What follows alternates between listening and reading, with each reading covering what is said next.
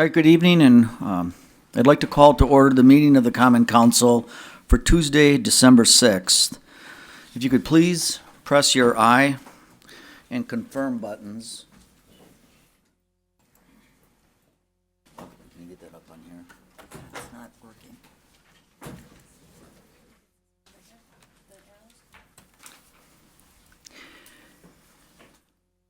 If I hit clerk PC. It's not. There you go.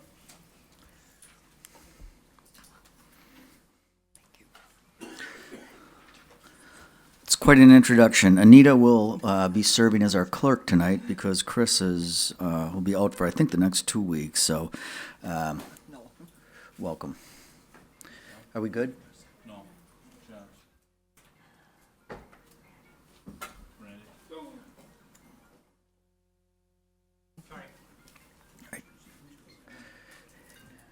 Just say 11 present.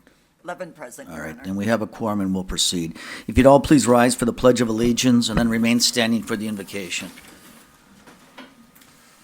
I pledge allegiance to the flag of the United States of America and to the republic for which it stands, one nation, under God, indivisible, with liberty and justice for all.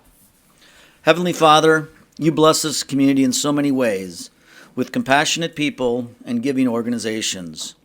We're grateful for all people of Greater Green Bay, and we pray for their continued well-being and prosperity as we, as a council, work to serve all.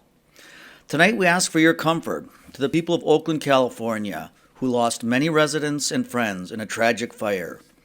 We're grateful for the first responders who work daily there, here, and everywhere to ensure the safety and well-being of our communities.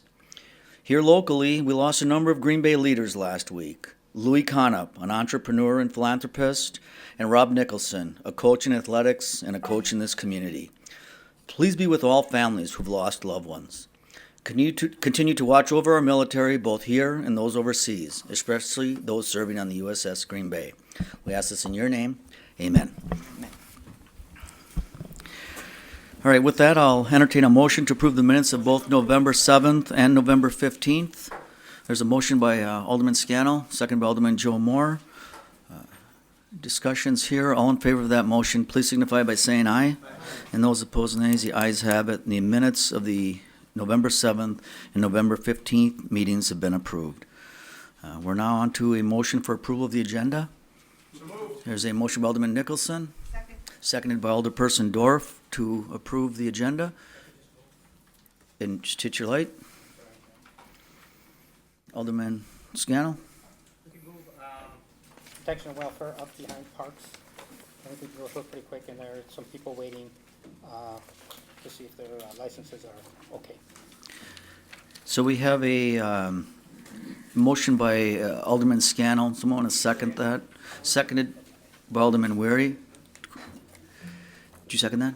Okay. Second to move item 10 up under reports to be followed. It's really going to be item 3 then, right? You can do parks and then you're going to do protection and welfare committee? Okay. If we could. Okay. Well, that's true, considering what's on the agenda. If that- Right. if So your we could- motion is to move protection and welfare to be the first report for council action, and that's seconded by Alderman Weary?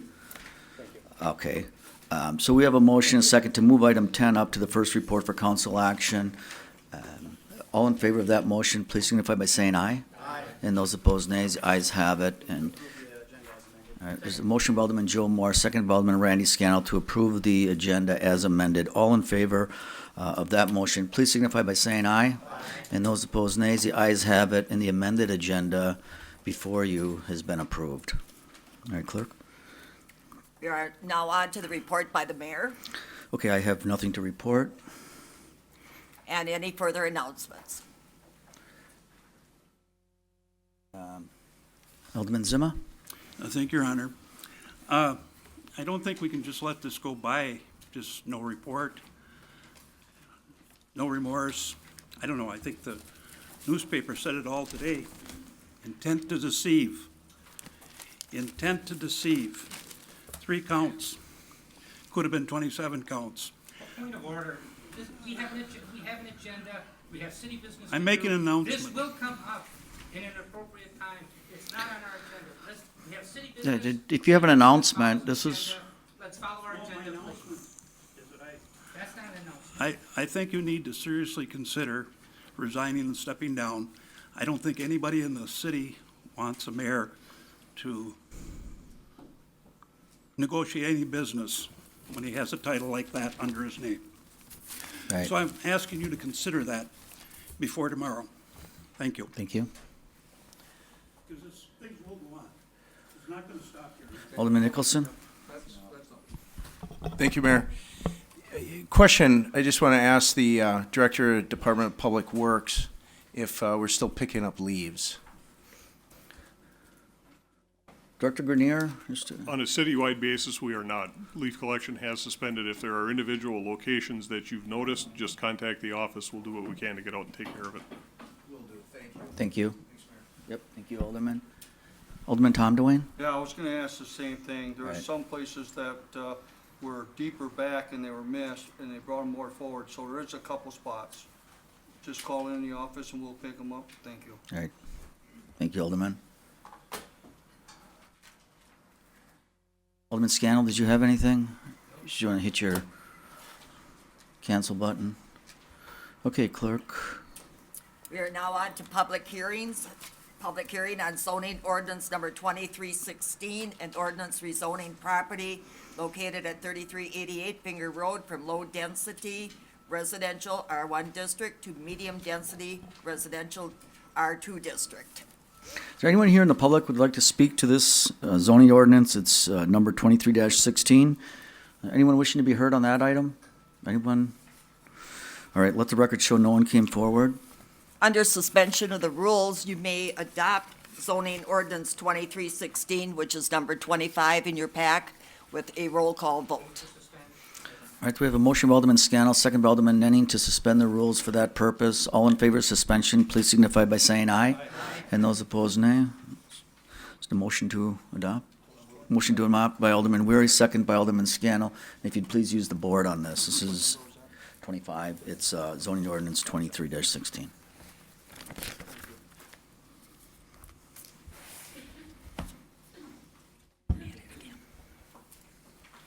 There it is.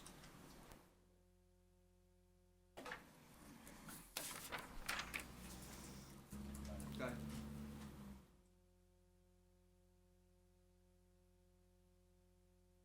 Okay, and that passes unanimously. Thank you. Okay, clerk. We now on to recognitions. The recognition of the Royal Ponds Preserve Neighborhood Association. There's some people here from the Royal Ponds Neighborhood Association. If you want to join me up here. Is that your district? Is that your district? Is that your district? Yours. Okay, come on up here. Welcome. Nice to see you. How are things going? Good. Is there anybody else or is this you? All right. So, as the people know, this council, myself, have been very supportive of neighborhood associations, and it just gives the neighbors two things. One is connection with the city through a grassroots effort, and the other one is connection with each other, which is really equally or more important. And we have, are you our 42nd? Do you know what neighborhood association? 43rd? Okay. Neighborhood association, and we officially recognize these through action of the city council and myself as mayor. This is a resolution of recognition for the Royal Ponds Preserve Neighborhood Association. An awesome neighborhood out there. And this is by way of the Common Council of the City of Green Bay, whereas the mayor and Common Council of the City of Green Bay, along with the staff and citizens, recognize the importance of developing and maintaining healthy neighborhoods throughout our community. And whereas the City of Green Bay values involvement and wishes to reach out to all segments of the community by supporting the formation and effective neighborhood associations. And whereas the Royal Ponds Preserve Neighborhood Association has been organized by residents of the City of Green Bay with the mission statement as follows. The mission of the Royal Ponds Preserve Neighborhood Association is to preserve, protect, and enhance the quality of life by building a sense of community among neighbors, by hosting social gatherings and communicating important issues to residents. And whereas the Royal Ponds Preserve Neighborhood Association will serve residents of the city of Green Bay in the neighborhood bounded by the northern boundary of the railroad tracks, the eastern boundary of Peppergrass Drive, the southeastern boundary of Mandrake Drive, and the southern boundary, the southern end of Bedford Drive, and the southwest boundary of Abigail Court and Whittier Court.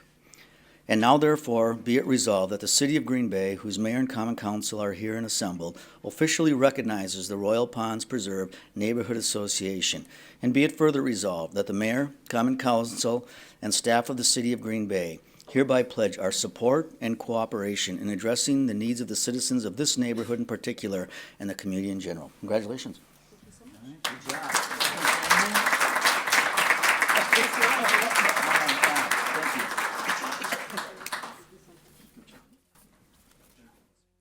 Thank you. All right, thank you. Next, we have the appointments to the Mayor's Beautification Committee, Alderman Barbara Dorf, and to the Green Bay Public Arts Commission, Pooja Weller. All right, there's a motion by Alderman Nicholson, second by Alderman Tom DeWayne for two appointments as stated by the clerk.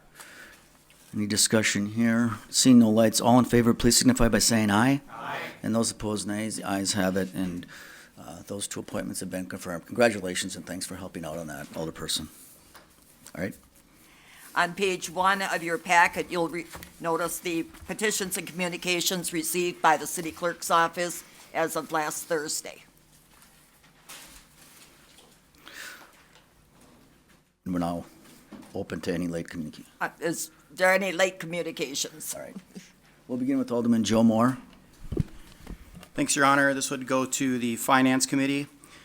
To have staff present funding options for the construction of Colburn Pool at full bid, to include excess stadium tax refund, additional bonding, other sources including potential stadium district grant, and a potential mix of all sources, including positives and negatives of each proposal. All right, thank you. Alderman Tom DeWayne. Yeah, thank you, Your Honor. This is for traffic, and that's to look at putting a left turn signal at Alpine going east, crossing East Mason.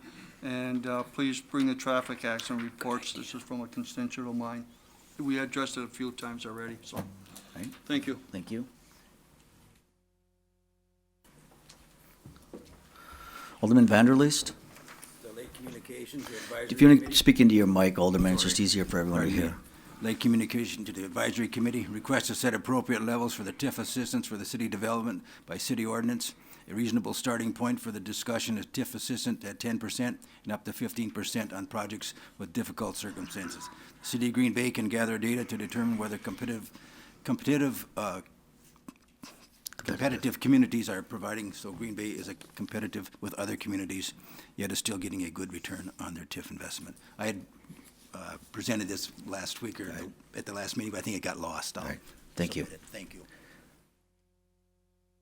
Tom, you need to turn the light on. Alderman Zima.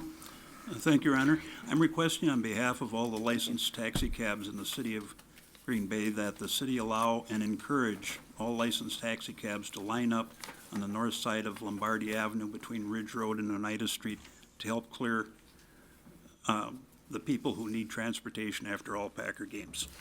Thank you. Protection and Welfare Committee. All right. Alderman Vanderleest, did you have anything else? Okay, if you would just hit your yellow cancel button. Okay, clerk, do you have any late communications? I have one late communication for the Protection and Welfare Committee, and that's an application for an available Class B combination license by Karaoke Mexican Restaurant LLC at 418 South Military. All right, thank you. With that, I'll entertain a motion to refer all.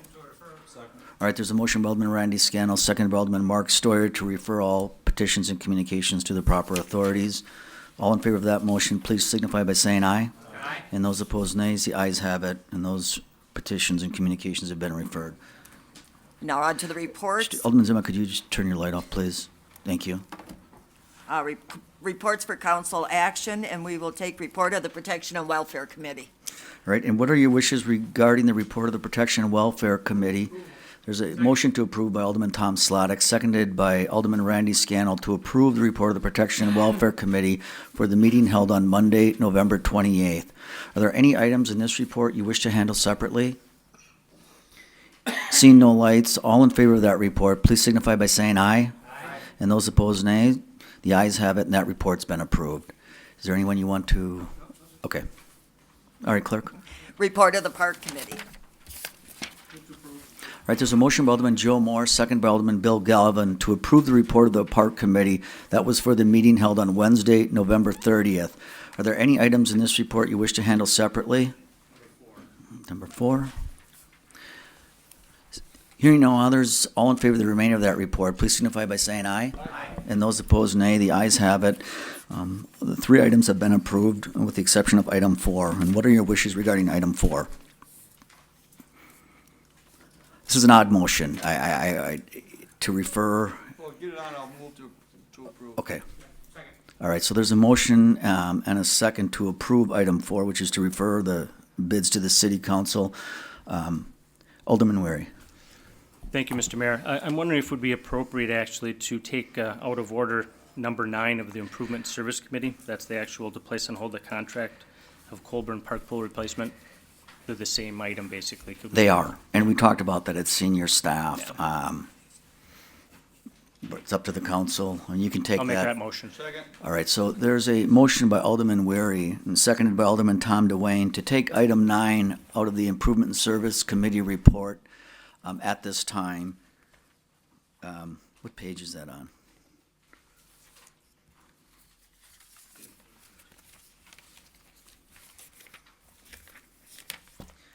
Okay, we need to suspend the rules to do that, so there's a motion by, I think we have that, that's what I'm taking on the floor right now. So there's a motion by Alderman Tom DeWayne, second by Alderman Scannell, suspend the rules for that purpose. All in favor of suspension, please signify by saying aye.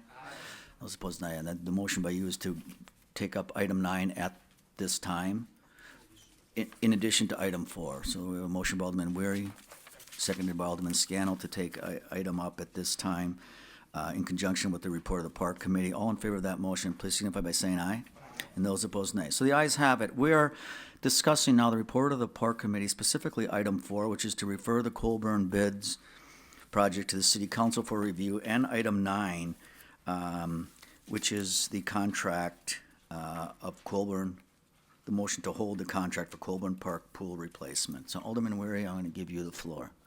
Thank you, Mr. Mayor. I'm not sure, first to start, does anyone on council desire a staff presentation? I know we had it at Parks. If not, I'll just go on. Okay, that's, Colburn Pool, soon to be known as Dowlin Lindahl Pool, for the 2 donors that gave $550,000 towards preserving the only Olympic-sized pool. First, a huge thank you again. It seems like we've been talking about this for years, hasn't it? Because we have. First, a huge thank you to all those who gave countless hours fundraising and attending endless meetings. Your passion is noticed and appreciated. I know there's a lot of people here for that, and a lot of people at home and around the community. The initial estimate for the new pool was about $4.5 million. That was over 2 years ago. And as our Public Works Director has informed us, construction costs have gone up considerably in 2 years.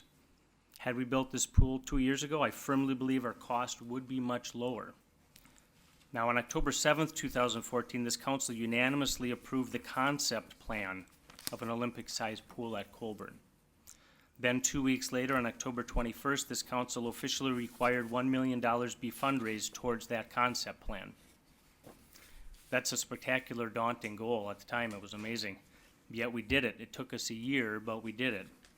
And I have a fundraising packet right here that we used. It talks about an Olympic-sized pool and the $1 million towards that goal.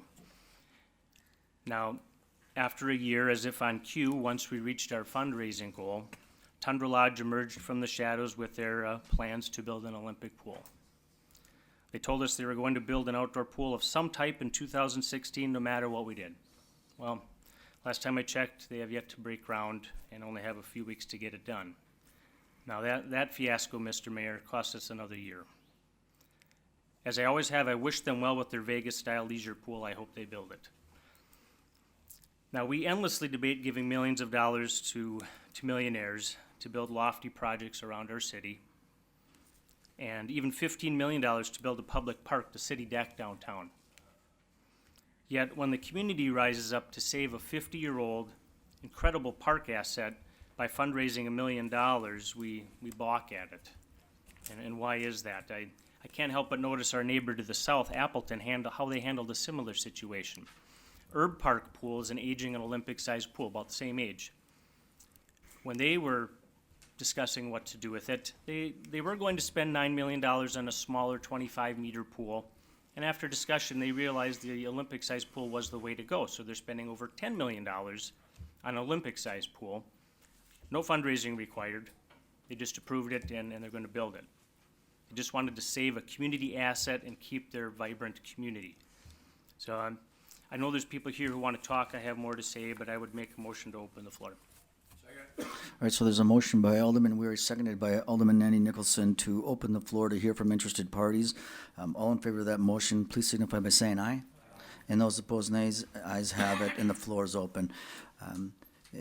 For those here tonight, we're discussing now the Colburn Pool bids as well as the INS committee report that has to deal with Colburn. If you would like to speak to this, you could come up to the podium and if you please state your name and address, and we'll just hold it to a couple, 3 minutes, and address the council if you would like at this time. Again, this is regarding the Colburn Pool bids, and if you would just come to the podium and if you wanted to line up, we could do that. Does anyone want to speak to this? Anyone that?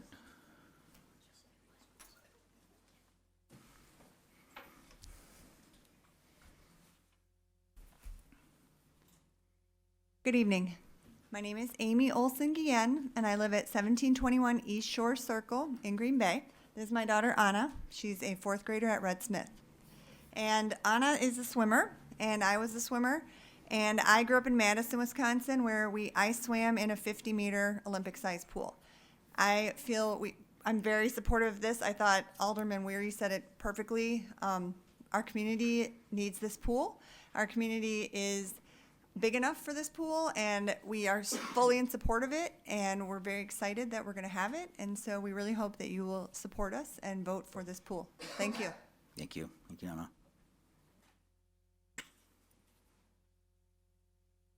Hi, I'm Dan Rowe. I live at 1710 King of Arms Drive in Green Bay. This is my daughter Lydia. I'm another swim parent. I know we're a smaller group, easy to overlook, but I think we're also a big group that eagerly donated early in the stages when this was a 50-meter pool. And I think it's important to note that this has been an Olympic-sized pool from the beginning, and that's what was fundraised for, and that's what it has been through the process. And even if I spoke outside of being a swim parent, of somebody that would be utilizing this pool multiple times a week, I'm also speaking as a resident of Green Bay whose family utilizes the Green Bay parks and pools many, many times a summer, maybe as much as anybody in Green Bay. And I would say, I've heard mentions of a smaller pool. As somebody on the west side, I would have no reason to go to a small neighborhood pool at Colburn when the Resch Aquatic Center and Joanne's are also options. A 50-meter pool, again, multiple times a week, probably with stops at the local businesses on the way in and out as well. So I hope you consider the value a 50-meter pool would bring instead of just the extra cost it would add to the city. Thank you. Thank you.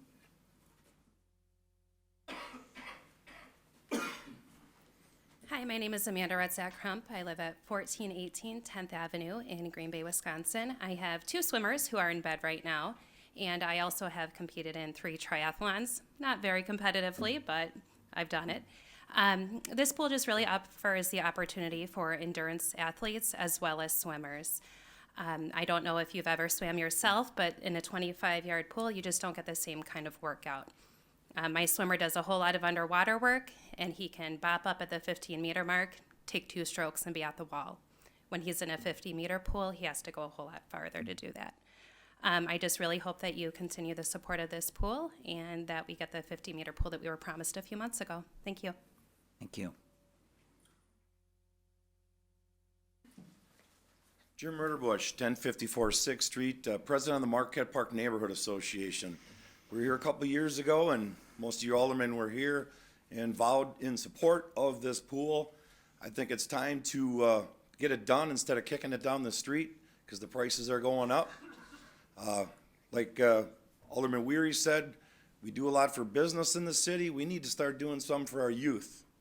We need to have a place for them to go and swim and play. Plus, it's going to have a community room that us as residents of the city of Green Bay can use.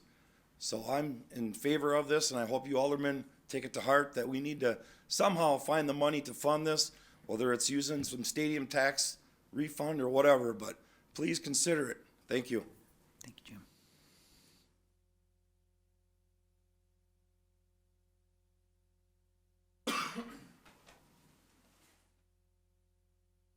It seems we've been through this so many times, haven't we? And here we are, after all these years. I'm talking about 10 years ago when I heard people say, oh, you can't do that, we can't change the pool because you people want to put another street through Ernst, right through Ernst to get to the park. No, that isn't what people wanted. Then it was, oh, well, the trees, you're going to be destroying too many trees if you change the pool. Well, no, we won't destroy too many trees. However, we did decide to form the Friends of Colburn Park Pool Project some years ago when Chris Burnett was on the council. And I went to many of the meetings and I was all enthused about this, thought it was a wonderful idea. Then he had to leave the council for personal reasons and Chris Weary came on. Chris, who knew a great deal about pools since he helped with the Fisk pool, and we got the project going. We came to the council in 58, I believe, in 2015 about. And they said, well, you people, you want a pool, you want a big pool, you go out and you raise $1 million to get the pool. So what did we do? We went out and we raised $1 million for the pool. It was a pleasure to do it because it involved so many good business people here in town who were willing, who remembered that they went to that pool or that their children went to that pool, and that it was time for us to reconstruct this pool that was in bad shape. I wish you could go and see what a shower room looks like at Colburn Park Pool. It's a shame. You should see what dressing rooms look like at Colburn Park Pool. That's a shame. And the pool simply needs to be replaced. Now, this is a very difficult task for you to come to the grips with this. I understand that. I want you to know that people trusted us to go out and make pledges. And we trusted the people who made these pledges. A lot of people made pledges to this pool to make that $1 million. Many businesses. There were people not only from the west side, there were people from the east side and university and all over and beyond. And we did it. There were people in California who sent money, people from the East Coast who sent money. Why? Because they remembered something about the pleasure it was to have Colburn Park Pool here. Now, I will speak not as a member of the Colburn Park Pool, but as a citizen who has given money to this pool. And I will tell you that people are sitting back here and waiting for us to get going. We've got to get moving. You have to make the decision tonight. No more putting this off. Because we're getting to December when people made pledges for last year. They made pledges for this year as I did. And I don't intend to pay my pledge this year if we're not going to do anything with this money and let it sit up there with the Green Bay Community Foundation. We need to build a pool. I'm not going to fight hard for one or the other. I'm simply telling you that these pledges were done in good faith and they must be honored. And people do want to pay their pledges, but they're not going to be paying a pledge to something that they don't know is going to exist. Please, let's get the pool going. Thank you very much. Thank you. My name is Catherine Molly Meyer, by the way. Patrick, can I get your address, please, for the record? Your address? Your address, your street address. Oh, I live at 837 Ernst Drive, across from Colburn Park All right, Pool. thank you.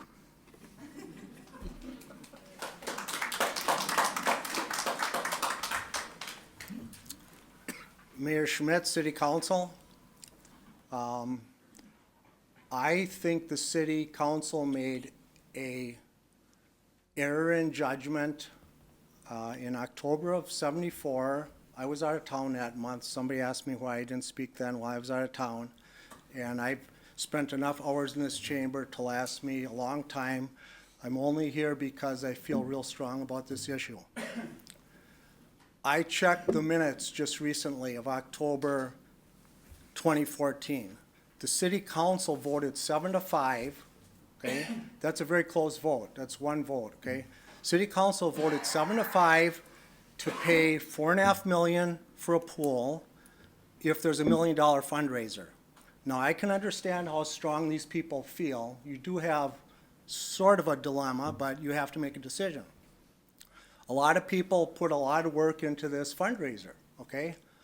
But on the other hand, the original deal was the city taxpayer kick in $3.5 million if there's $1 million fundraiser. That doesn't mean that if, see, my point is that the city council never discussed what happens if it's more, substantially more than $4.5 million. Do we expect me and every other taxpayer to open up our checkbooks because the estimates are going up? I don't think that's fair either. I was on the chair of the park committee for many years when we did the studies of our pools. I and my family have used the city pools for years, since the late 50s. I can remember lining up at Joanne's as a kid. You don't get those lines anymore, okay? I know if I visited my cousins on Christiana, we'd go over to Fisk Pool. We got our money's worth out of those old pools because a lot of people went swimming.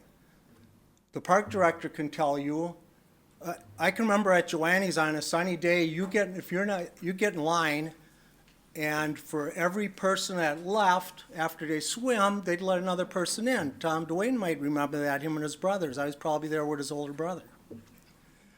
So Donnie could probably tell us, do we turn people away from our Rush Aquatic Center and Joanne's pool anymore? I doubt it. I doubt if we're turning. My point is that we have spent a lot of money on aquatic centers. I think the taxpayer has gone over and above what's necessary for recreational swimming.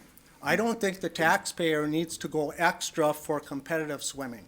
That's a specialty item. Yes, we spend money on tennis courts and basketball courts and all sorts of stuff, but you have to be reasonable, you have to be practical. I believe strongly, I have no idea how many people,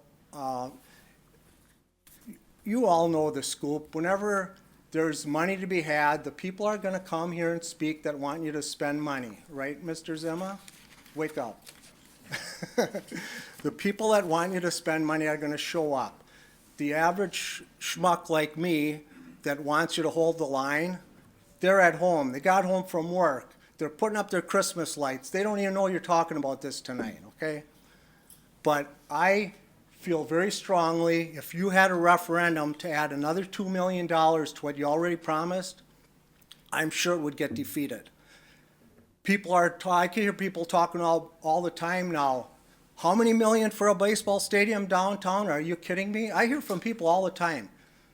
People are always asking me, what do you think about this stuff going on? I mean, we have a lot of good projects we've had, but there's some that just don't make sense. This one doesn't make sense. At $3.5 million, okay, I bit my tongue. Okay, $3.5 million, they're gonna raise $1 million. But these people have to remember that it was a two-part arrangement by the city. It was a 7-5 vote. I actually think it was kind of foolish to go out fundraising on a vote that won by one vote. You know, the council is different every 2 years. That's kind of a risk to go. I remember, Mr. Zimpel, remember when we had a referendum on, and Mr. Nennig, remember the referendum we had, I think it was, might have been called Phase 2 of the Port Plaza Mall. There was a referendum, was it on the part that tore down Cops and built a parking lot in the Boston Store Edition? That referendum was 50.5% for and 49.5% against, okay? So the city went and spent millions of dollars on a squeaker of a vote. Just like this, you know, you do have to make a decision, but I remember thinking at the time, 7-5 vote, boy, that's kind of risky to do a fundraiser based on a victory of one vote, because that can change the next time you have a new council. But fair is fair. The city promised, city council on a 7-5 vote promised $3.5 million if there's 1 million fundraised. Okay, now it looks like the city's going to have to go from 3.5 to 5.5.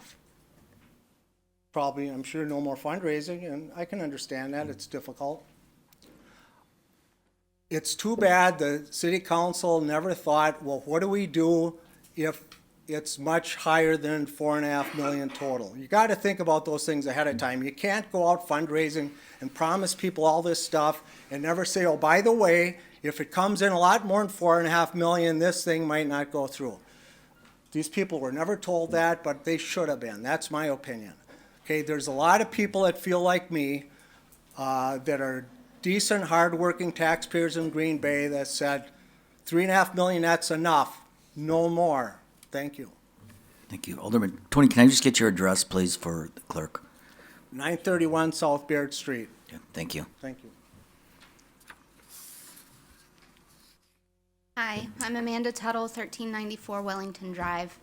I'm president of Green Bay Swim Club, and we rent the pool. We rent year-round between 10 hours and 20 plus hours a week. We're there at 6 o'clock in the morning when no one else is there at Colburn Pool. All of the swim teams are. We rent the pool when it's not marketable to regular patrons. We also want to hold swim meets there, and that brings revenue to the city. It brings tax dollars to the city. It brings people who are going to spend money at the businesses on Military Avenue, who are going to go out to eat, who are going to go see a movie. This is a good project. This is a good project that supports our youth, that supports our community, that supports the neighborhood. And you guys told us that we would be able to do this. Let's do this. Thank you. Thank you. Anyone else wishing to speak to this item? Anyone else? Go ahead. Janet Angus, 1403 Shirley Street, Green Bay, Wisconsin. I'm a neighbor of the pool. I've got property that butts up next to Colburn Park, as I've told you probably 4 to 5 times after being here. So I'm not going to go on at length. I'm going to be try to be very succinct. You just approved an Easttown Mall bailout. $2.5 million for something that's privatized. It's not going to benefit my neighborhood at all. With another, I believe it is $1 million. I could be wrong on my figures. It's a lot of money. And it's something that's for private entity, not a park, not my community, way on the other side of town. I haven't had anything in my neighborhood, I don't believe, an investment made in my neighborhood for a long time. We have downtown. We have the Easttown Mall. We've got the new thing going on, the university thing. We've got all kinds of TIF districts, all kinds of money being spent. And it just seems like some of these meetings are closed. You don't even know what's going on. It's awful. It's depressing. Someone wonders, like me, what is going on in our city government? And the bid that you received for this, I think you have to remember one thing. I called Dave Voss from Myron Construction. And the actual vessel, they call the pool, the hole in the ground with the pool and the plumbing, just the pool, is $2.3 million.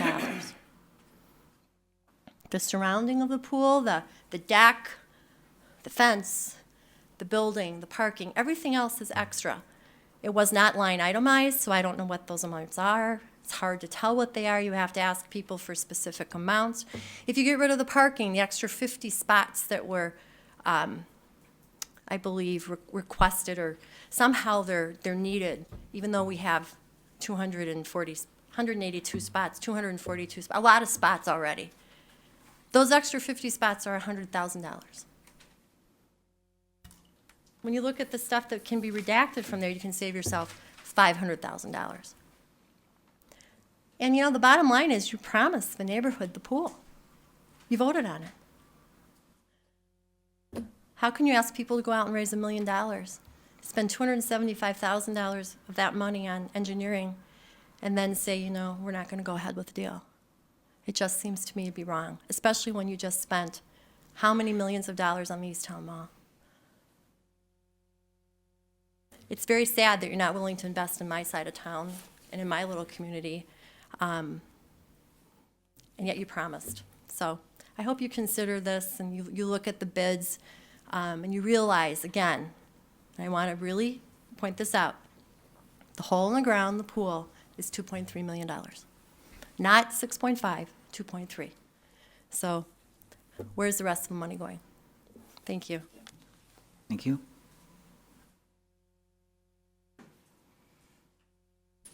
Thank you very much. Tom Sieber, 480 Masters Lane. It's different to be on this side of the podium, but thanks very much for having us tonight. Thanks very much for taking time out of your day to be here tonight.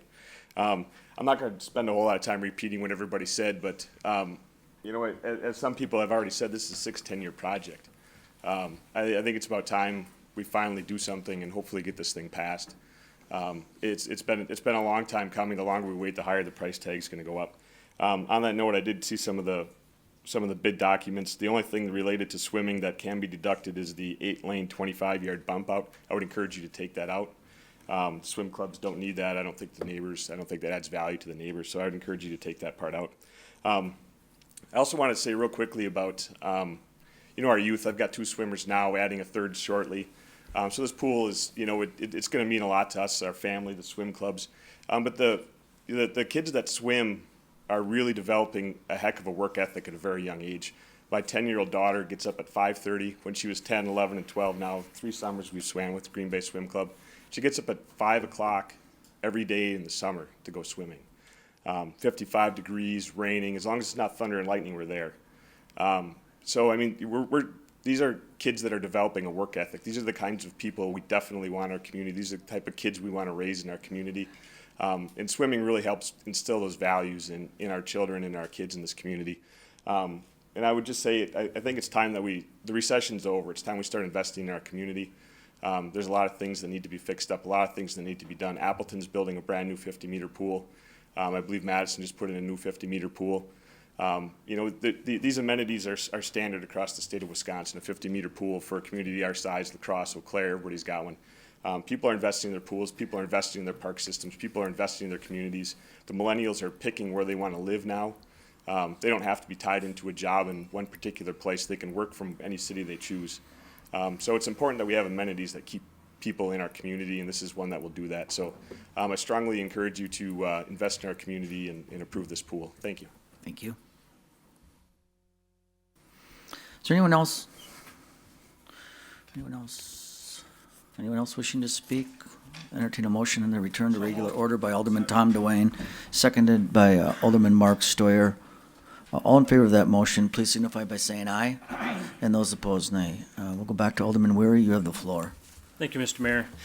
I'm going to make a motion to accept the low bidder Myron, and per the communication that we heard from Alderman Moore, Finance Committee can handle the fundraising mechanism. Second for discussion. Okay, sir, there's we'll go back to you in a second. There's a motion by Alderman Weary, seconded by Alderman Tom Dwayne to accept the low bid. That was Myron Construction. You have that in front of you. What is the amount? Is it the 4.2 or is it? Wait a minute. I'm reading the memo to the Green Bay Council members dated December 2nd. Donnie, what is the exact number of the low bid. The low bid base award was $5,829,217. And then we deducted the alternate 5, which was the climbing wall, for $69,680, which the total bid award was $5,759,537. And then we added the 10% contingency, the asbestos removal, concrete and compact testing, the fiber optic for the computers and donor signage, and the total came to $6,520,537. All right, thank you. Excuse me. So Alderman Weary, to be clear then, you made the motion and Alderman Dwayne seconded to accept the Myron bid, and that's at $6,520,537. Right. Okay. Is there anything else you want to add? Not right now, thanks. All right. I'm going to go to Alderman Dave Nenning. Alderman Nenning. Thank you, Your Honor. Just want to clarify a couple of things that came from were discussed at the Park Committee on this. I think that everyone was, or at least a lot of folks were hoping that the bids would come in at or near what we had budgeted for the project, but they clearly did not. As was said earlier, the council had committed $3.5 million for this project, and what's necessary now in order to go ahead with the full project is 65% more, another $2.3 million over what we had budgeted. That is a significant amount of money. Now, people have said, well, look at other communities. Well, Appleton has a unique situation because they have one pool, one park with pools for their community. And as a result, they located basically three different type of pools at that one park, at Herb Park. They have a competitive swimming pool, they have an instructional pool, and they have a children's area. In Green Bay, we've chosen to have, and it goes back many years, as former Alderman Tyson said, we chose to have an east side pool and a west side pool. Now, Ashwaubenon, for example, they had a pool project that was completed earlier this year, along with a community center. They did send it to a referendum.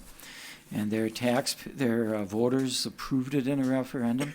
And then in the 2017 budget, they faced a 69 cent a thousand tax hike, over 12%, for the purpose of funding those projects. But the voters had approved the projects.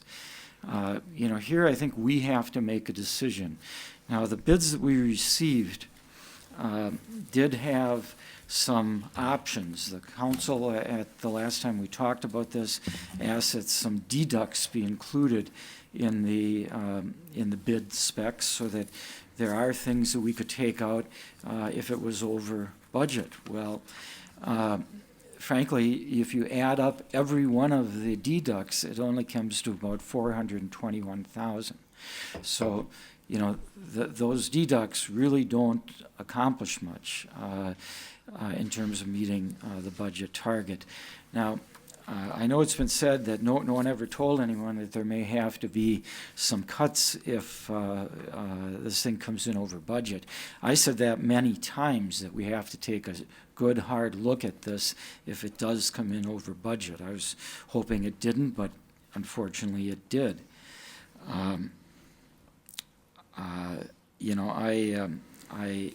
I certainly appreciate the desire of people to have another pool on the west side. I would take some exception with with statements that the west side doesn't get the attention that the east side does. We only have one aquatic center on the east side. I think if I proposed another one in my district on Dan's Avenue, for example, for $5 or $6 million, I think it would get turned down in a minute. I was happy to get a $25,000 project at a park in my district. So, you know, I do think we have to put this into perspective. You know, we can say, well, let's bond, but the fact of the matter is that bonding just puts off the expense. And I hope that people that support this understand that that this will show up in future budgets, in tax increases, in increased debt, and you know, it also will show up in the budget as with the operating expense. We've been told that the operating expense on the 50-meter pool is substantially more than a 25-yard pool. And, you know, we all know how it is with the budget, that we have to meet the expenditure restraint limits. So, you know, the effect of that is that when we add something to the budget and expense, we're going to have to look for other places to cut the budget, either in the park department and programs and other parks in our districts, or in other departments, police, fire, public works, and so on. So personally, I don't think it's that simple to say that, you know, let's just go ahead and come up with another 2.3 million. I think I said at the park committee that I think there are three options here. One is to somehow come up with another 2.3 million. And, you know, that obviously increases debt. It increases our budgets down the line, increases our tax rate down the line. And I also want to point out that there are a lot of other things on the list for bonding.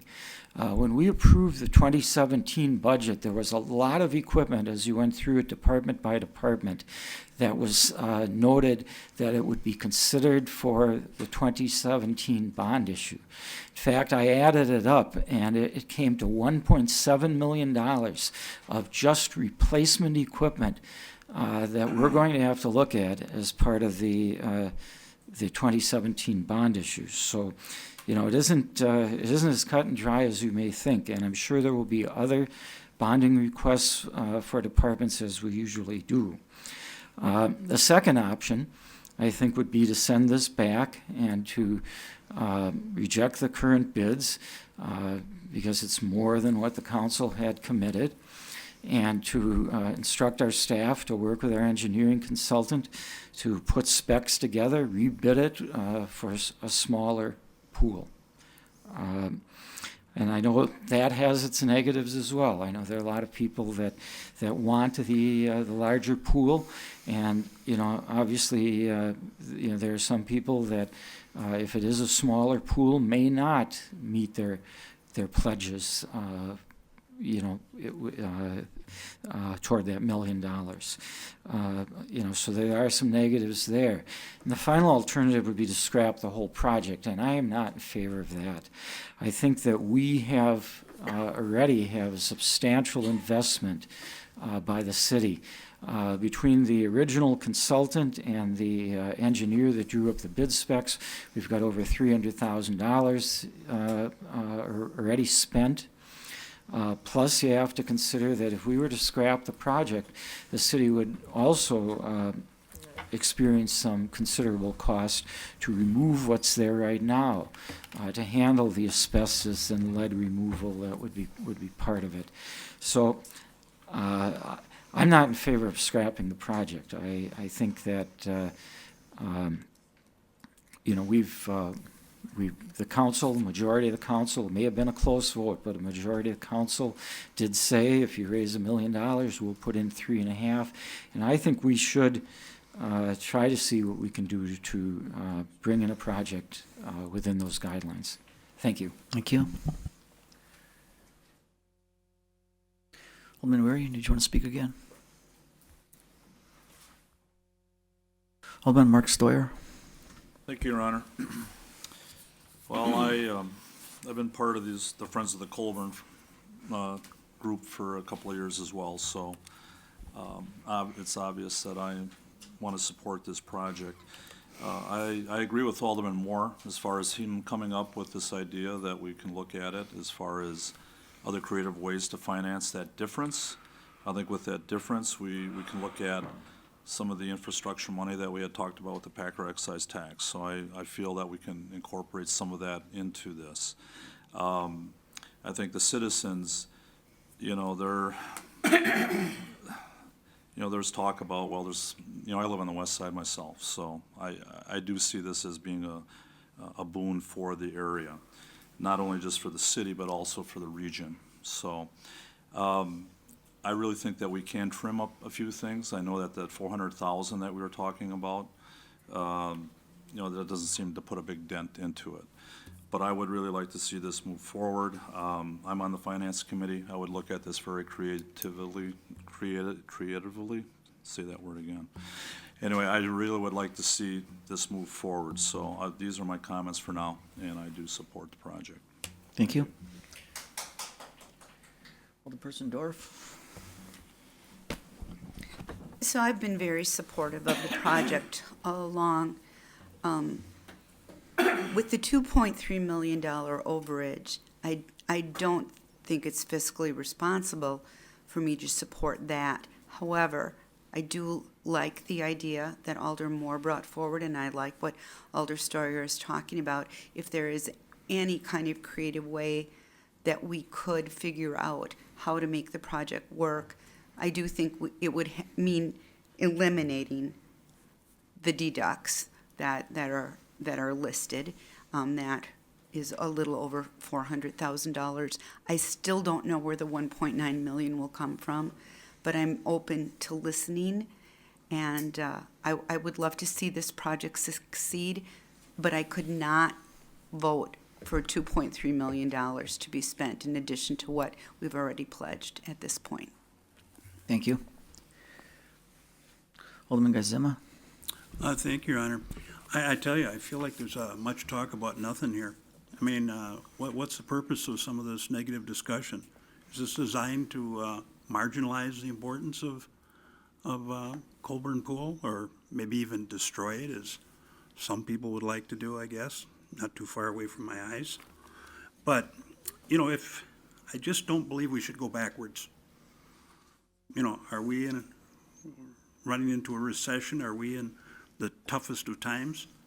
What is our tax rate per thousand this year compared to what it was even 10 years ago? The taxes have been basically under control. Okay, this thing came in it sounds like the total cost is, if I understood from Donnie right, $6,520,000. Is that right, Donnie? Okay, and we've bonded for $3.5 million and done fundraising for another $1 million. So it's a difference of about $2 million, and I guess we've already spent a little bit of what we fundraised. How much did we spend there? Okay, and that's been toward the project. Are we really going to throw away all of our $250,000 or $300,000 that we've done and put into the planning of this thing? I think it's totally wrong. This is an amenity to the community. It's a historic thing to our community. I wonder if it's on the historic list. If it isn't, it probably should be. But it's a 50-meter pool. It's the only one like that. Mr. Tyson was up here a little earlier. He didn't have to go begging to get the money for Joanne's pool. That was done courtesy of the taxpayer. And then Fisk Pool. I don't know what's wrong, people about the west side, that they wants to have something, but $500,000 was raised there. And on this one, an extraordinary amount of $1 million's raised. And gee, are we really going to turn our back on this? Are we really going to get stingy with it and put it to something less significant than we want? You put it down to a smaller pool, you've reduced it to, it's not even on the map anymore. It's not a destination anymore. It's $0 back to the community. You reduce the size of the pool, you'll reduce the revenues along with it. You're not gaining a thing. And is this really such a big amount of money? You divide a couple $1 million roughly over 50 years, considered life of the pool, it's an extra $40,000 a year. That isn't anywhere near a penny per thousand. And we're going to squabble about it? we're gonna say somehow this is not important to our community? When other communities spend more than this, even smaller communities spend more than this on these things? It's been there. I think we gotta stop dragging our feet. That's what's caused most of this problem in the first place, and I'm not in favor of dragging feet any longer. Of course, something in the short term of the next month or two isn't gonna make that much difference. We're in the middle of winter, we're not into the season, but we need to do the paperwork and get it done. So I'm in support of it. I'm saying, send it there for the recommendation of how we should fund the rest of it. That should be our vote. Is that our motion here tonight, to refer it to finance to find how the rest of the money is gonna be raised? I didn't quite get the motion. Alderman Zimmer, the motion on the floor is to accept the low bid from Myron for $6,520,537. That's the motion on the I floor. thought there was something to refer it to the, Alderman Moore mentioned something, but that is not the motion on the floor. okay. Well, I don't know. I mean, I'm willing to add that to it, but it's only with the idea that they resolve it. A little bit out of the Packer tax and maybe the rest out of bonding, or, but let's get this thing done. I mean, for heaven's sakes, and I've said this before, you're probably gonna cringe me saying it, but, $10.5 million parking ramp downtown that basically benefits a couple of businesses that we lowered their monthly fees in this thing that costs us a ton of money. And we're squabbling about something that's gonna be an attraction to the city of Green Bay, that's gonna stabilize, continue to stabilize our neighborhood and make it a positive place for our community. I'm all in favor of whatever motion gets this thing done, but I don't think we can just drag our feet anymore. I mean, it's just getting kind of sickening. Thank you. Thank you.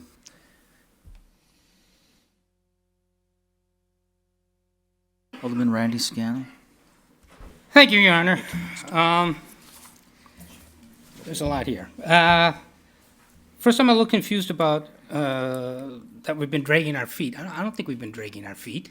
I think we've been doing everything we can to proceed along as responsibly as we can here. And I think I am for making a decision so that if we do go forward, we can start in the spring. But I do think we do have some time where we can look at some options to see what can be done.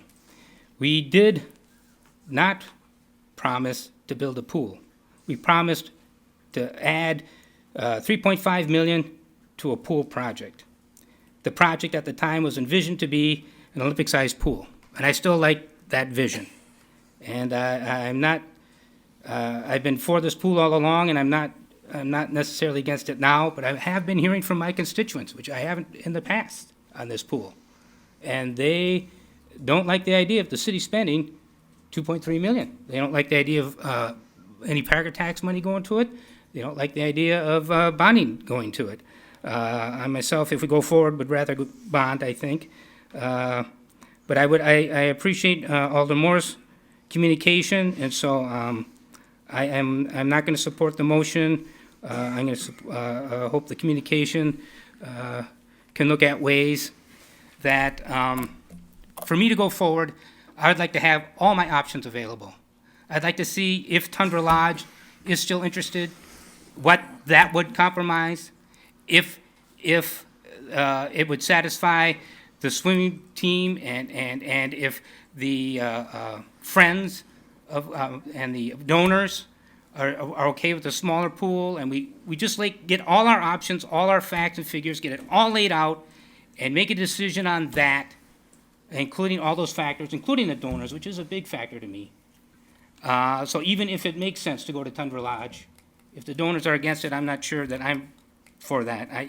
I'm not sure what I'm for, because I don't have all those facts before me, and I would really feel more comfortable going forward on a project like this, with a responsibility like this, if every option is before me and the costs and the options are there. So I don't support the motion, and I hope the communication can further this along, but it does need to be expedited. We need to do this so that we can, if we go forward, start in the spring. I agree, we need to get this going if it's going to happen. Thank you. Thank you. Alderman Tom Dwayne. Thank you, Your Honor. Yeah, I second this motion, and I still believe in this project. if you look back at when this started, I really believe this could have been done 2 years ago already. Mayor, as you know, a lot of projects come before us and we get them done overnight, not knowing what they really contain, and we still get it passed. We have big companies coming for us that are making projects on Washington and Dulzman that giving them millions of dollars in TIF, and then still have them come back saying they found burial debris and asking for extra money, which we had no problem giving them. And here you have young kids, young groups that are really looking forward to something that we've had for years in Green Bay. I know Appleton well too, and Mr. Nett hit it right on the head, but one thing they do have is they have the support of their community. We don't have the 50-meter pool right now. If we don't do it, it doesn't exist, so we don't have the same thing as Appleton or other communities.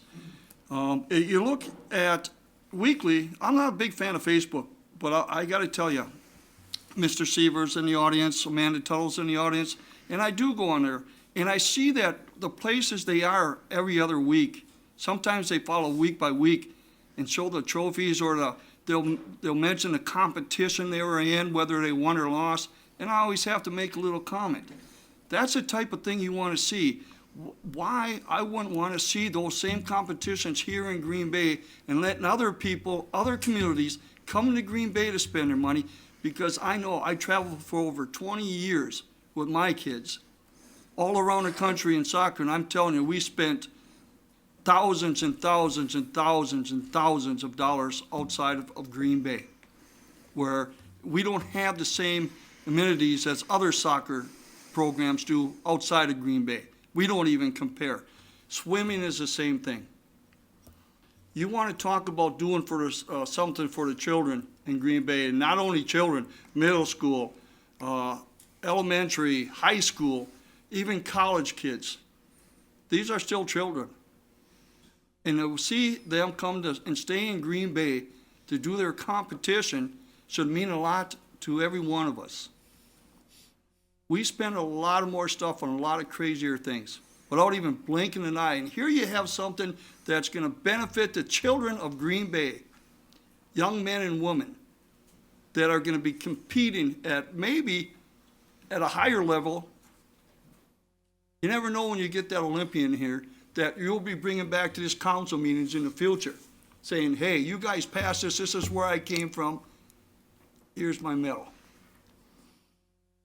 Green Bay deserves this. The kids deserve it. And I'm still in very much support. I did get a call today, my very first one, saying he doesn't want to suspend the extra money. He's retired, and he just wants to watch his taxpayers. So I'm going to be honest, I did get one today. But I've talked to many people that want to see that Colburn pool going. And you have Children's Day, where I don't know how much revenue we lose on that, but we don't lose it because you look at what we're doing for the children. And they're not even really from our community. They're from all over. And we still let them in. We still let them enjoy our city. And you know what? Those parents spend money in our city. So we win anyway. And that's what's going to happen here. You look what it's going to do for the businesses down there. I think it's going to do wonders. You might even get colleges that might want a smaller college. GB might even want to hold a tournament there. If it's called a tournament, I'm not sure. But swim and meet. But I think it's essential that Green Bay doesn't fall behind and we start thinking about the entire city and how we grow. Thank you. Thank you. Alderman Tom Slotnick. Thank you, Mr. Mayor. I think like many of us, I'm really feeling bad over the fact that 2 years ago, we thought this was $4.5 million and we thought we had a way to do it. And shame on us for not thinking about the potential for the cost to go up and talking about that at that time and setting some sort of expectation for what will happen if the cost does rise. But that's water over the dam now. We got a situation in front of us. I simply think, as Alderman Dwayne said, that this is the sort of amenity that a city like Green Bay needs to have. So I think we need to get on with it. I support the motion, and I support the communication from Alderman Moore. I look forward in the Finance Committee to talking about what alternatives we do have for financing. Thank you. Thank you. Alderman Alderman Bill Galvin. Hang on, Bill. Thank you, Your Honor. I think like Alderman Nenning said before, we have to look at this from many different angles. And like Alderman Slotnick just said, how could this council be convinced that this pool could be built for $4.5 million and now it's only gone up another 50%? I don't think construction costs have gone up that much in the last 2 years. I think somehow we got bad information 2 years ago. And, shame on us for not being aware that prices might have gone up and not having any kind of contingencies in place. I think maybe I've been hearing a lot since I got on council about, oh, the bids are going to come in low, the bids are going to come in low, and no, they didn't. And yet, we took another $1 million from stadium tax money and used it to offset raising taxes. And wouldn't that be nice to have that money now to solve this problem? But I think we were a little short-sighted with that also. At the same time, we have to look at the pool, and I think it is an amenity to this community. My wife grew up there. I taught my daughters how to swim there. It's a beautiful area. It's a beautiful park. And I think we have to look beyond what it brings in. I'm not convinced having swim meets there is going to bring a lot of money into Military Avenue. There's no hotels there. There's very few restaurants. I think if people are coming in to stay at hotels, it's going to be in Ashwaubenon or downtown Green Bay maybe. But there's no guarantee. It benefits more the metropolitan area than it does just Green Bay. I am in favor of the pool, but I like Alderman Moore's idea better that we look some other places to try and find and raise the money for the pool instead of just bonding for it. Like Alderman Dorff said, I have a hard time. I didn't have one constituent when I was campaigning that said they were in favor of this pool. Not one. And I understand, though, they live on the east side. They've got Joanne's pool right there in their backyard, basically. But I also have to listen to what they say. But I think that we need to look at some alternative means of financing this other than just bonding. Thank you. Thank you, Alderman. Alderman Joe Moore. Thanks, Your Honor. Just a couple of statements here real quick. When we're assisting millionaires build $1 million projects in the city, we're not bonding those projects. And I think it's really important to know that. We're using TIF dollars and we're actually adding tax base. We're refunding a portion of the TIF back and collecting on the rest. So that's really important to know that. Using TIF on a parks project, could we do it? We could maybe expand the TIF area to cover Colburn, but we spent an awful lot of TIF reinvesting into the reconstruction of Military Avenue, and I don't know that a TIF could support a project like this that isn't going to put any more tax base back into it. It would be a pool that's being supported, through the rest of the area, and it's something that they could look at. Look, if interim director Ellen Becker can find a solution for this, then I think we should pull interim off of her name. We're in a tough spot. Look, when we were talking about a baseball stadium, every alderperson to a person, including any of us that sent out surveys, any of us that knocked on doors, said people wanted street repairs as their number one priority. Every one of us said it. Alderman Weary had sent out surveys.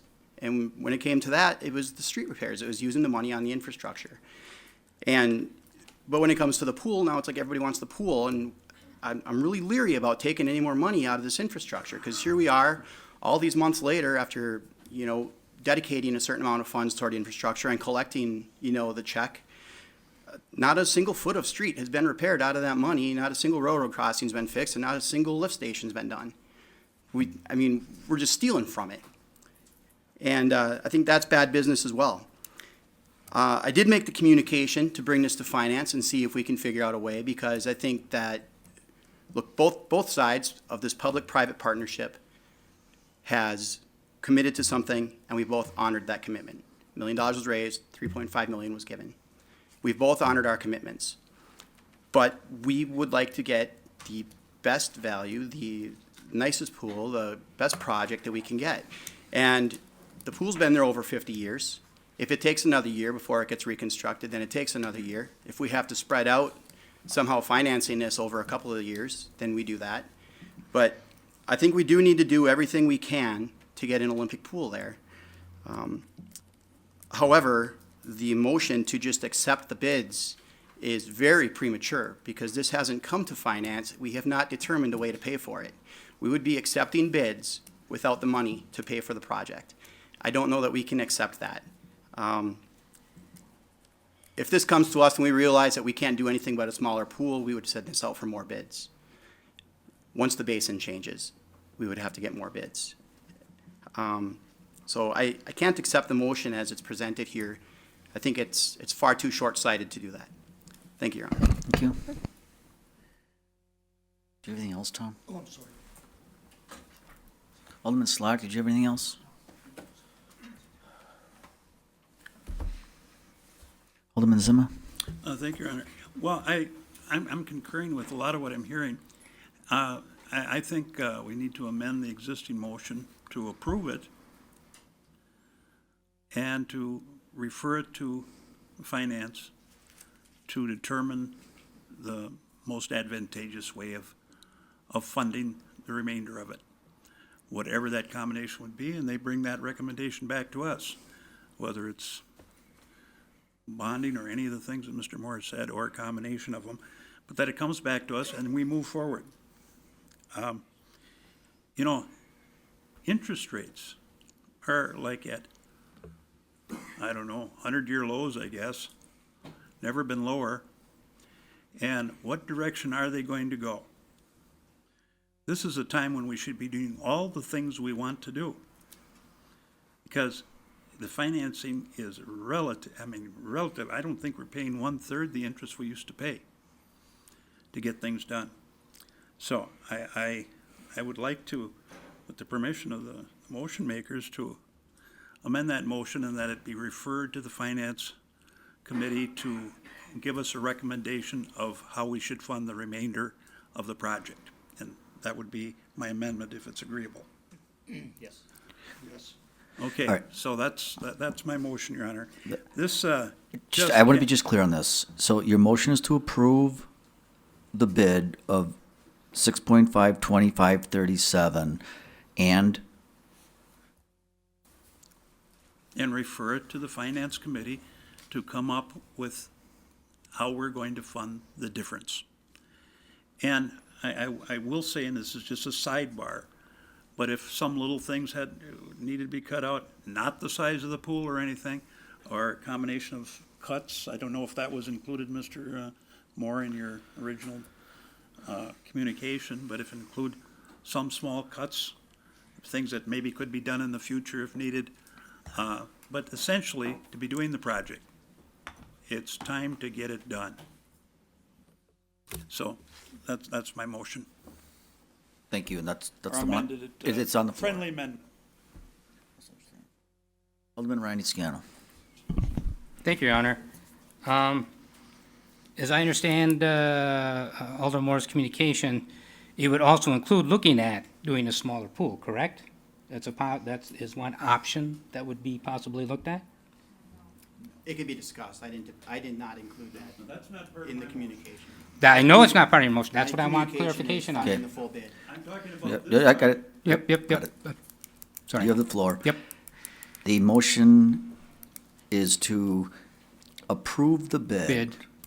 refer to Finance Committee to come up with how we're going to finance the The rest. shortfall. Okay, I still don't support the motion. I would like to see all the options laid out, including that option, but all the other options as well. I'd like everything on the table, not just half the table. So I still don't support that motion. Thank you. All right, thank you.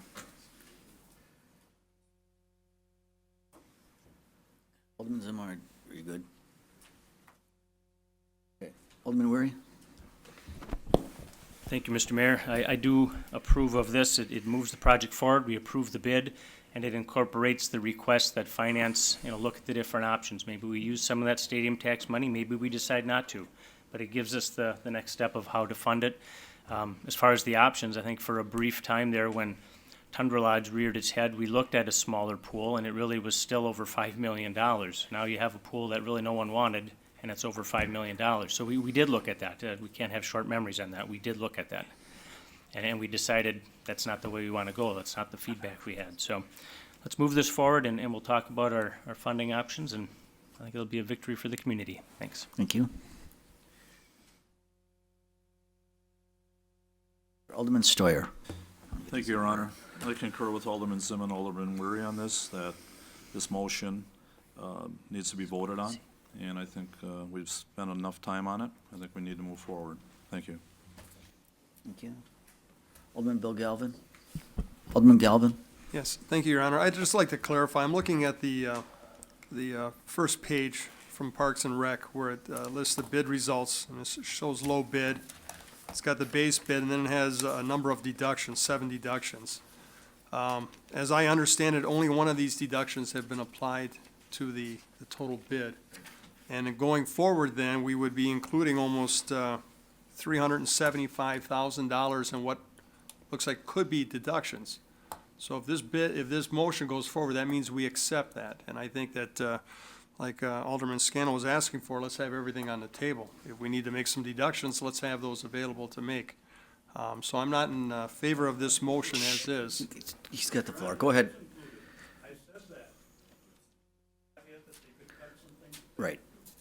Look, the motion's on the floor. It's the 6-5, refer to Finance Committee to come up with ways to finance this So that would include the potential to make cuts. without changing the size of the pool, is what he said. So it stays at 50 meters. That is what the motion on the floor is. All right, thank you. Thank you. I'll get. Oh, yeah, go ahead. So as a caveat, awarding the bid means that you're awarding the bid. And once it's awarded, you're committed to it. Once it goes to finance, this council cannot reach an agreement on how they're going to actually fund it. There's an opportunity to make changes, and you are committed to something that you can agree on how to fund it, which means that we could potentially be putting ourselves in a pickle.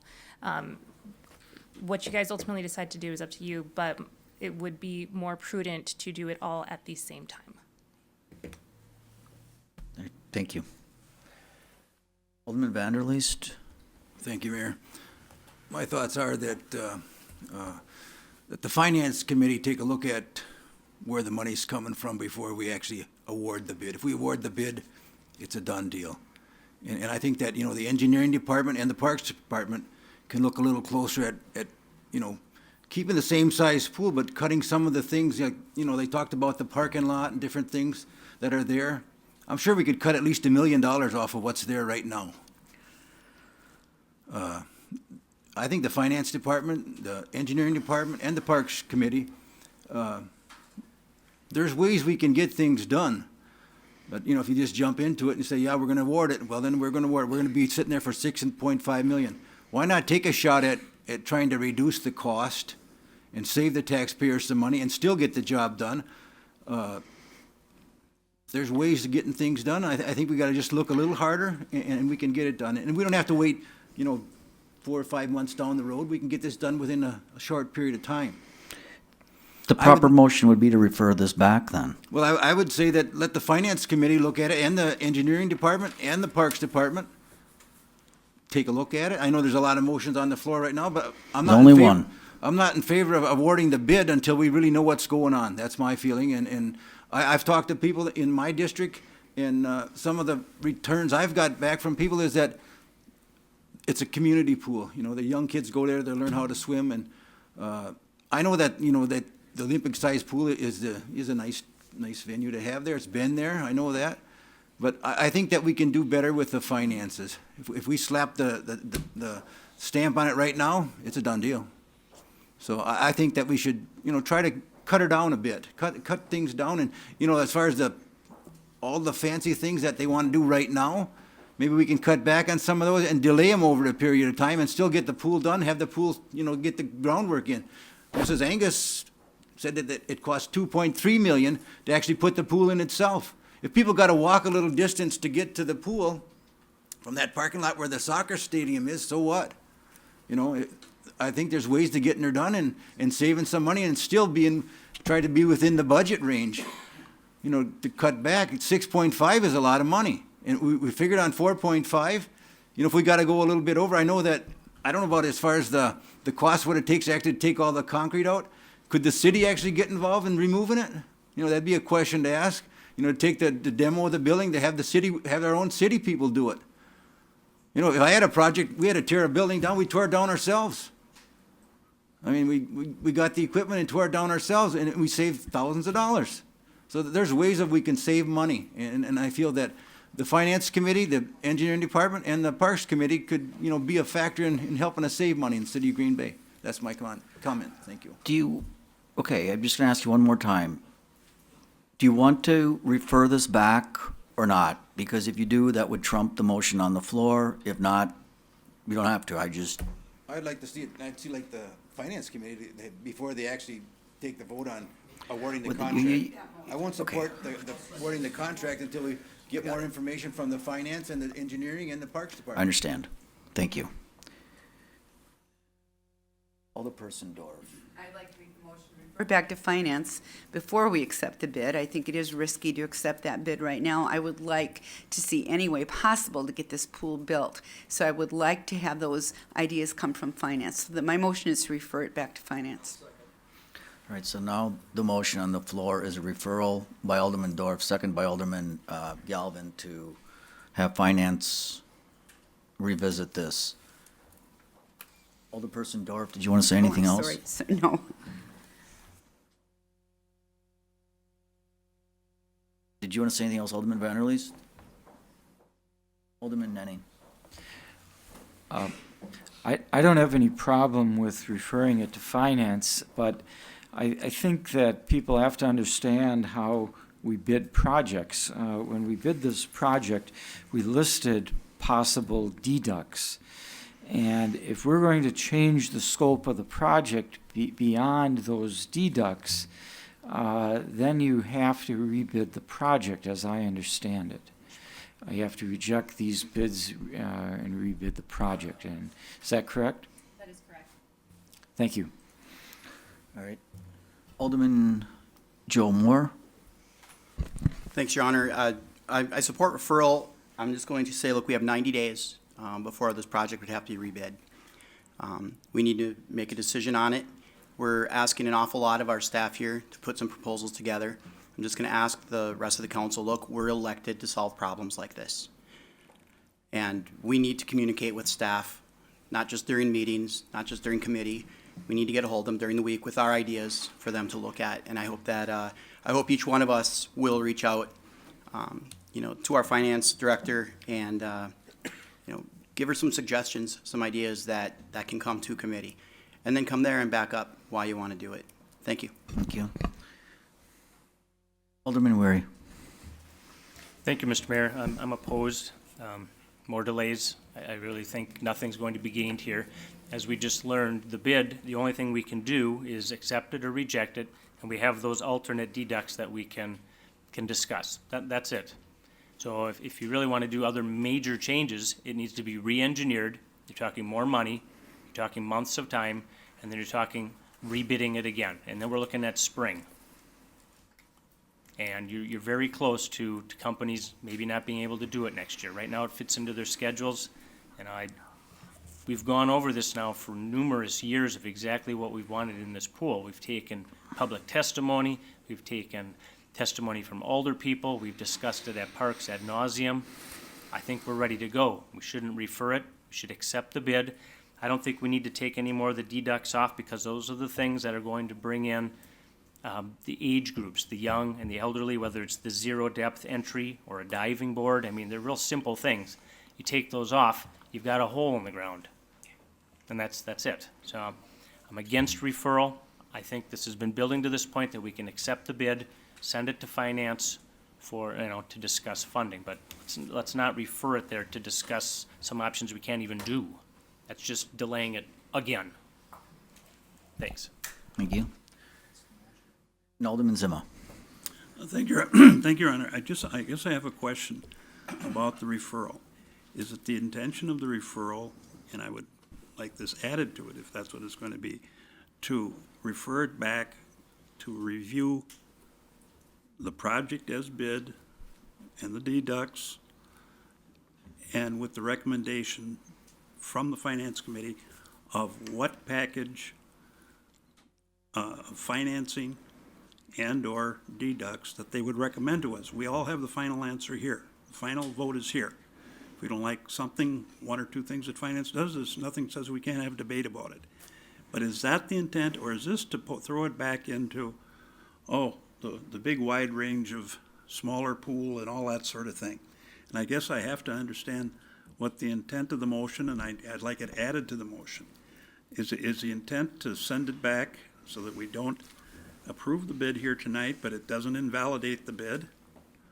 To send it back for a recommendation from finance of how to fund the 50-meter pool? Is that the intent?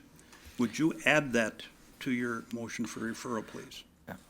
Alderperson Dorf, you had made the motion to refer this, I wrote that down, back to finance for further analysis. Did you want to get any more specific? My intent is to find a way to get the 50-meter pool. So I'm not sure how I can say that any more clearly. That is my intent, not to have a smaller pool, to have, What I'm looking for is that you're making a motion to refer it back for the purpose of funding a 50-meter pool in whatever, taking in deducts and different forms of financing the difference. That's your intention. All right, Alderperson Dorf, it's your motion, so. that is my intention. Okay. That is my intention, yes. Well, her motion is to refer this back to finance with the intention of finding a way to fund a 50-meter pool. That By is, looking at deductions. Well, by looking at any- at any possible Okay. funding opportunities that we might have to fund the 50-meter pool. I don't know. I don't want to speak for finance. Who chairs finance? Discuss it at committee Okay. if staff can have that information for us, He'll do his best to get it back here in 2 weeks.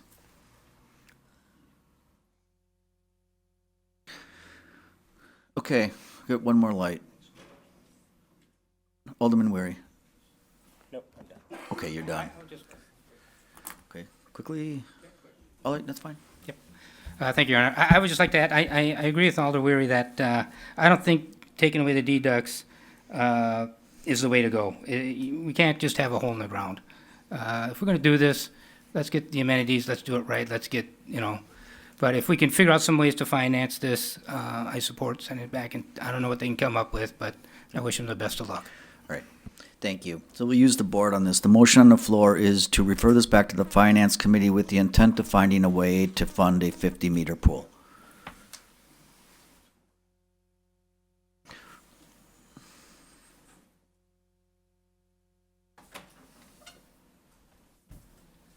And that passes by a vote of 9-3. So we will see this in a couple weeks.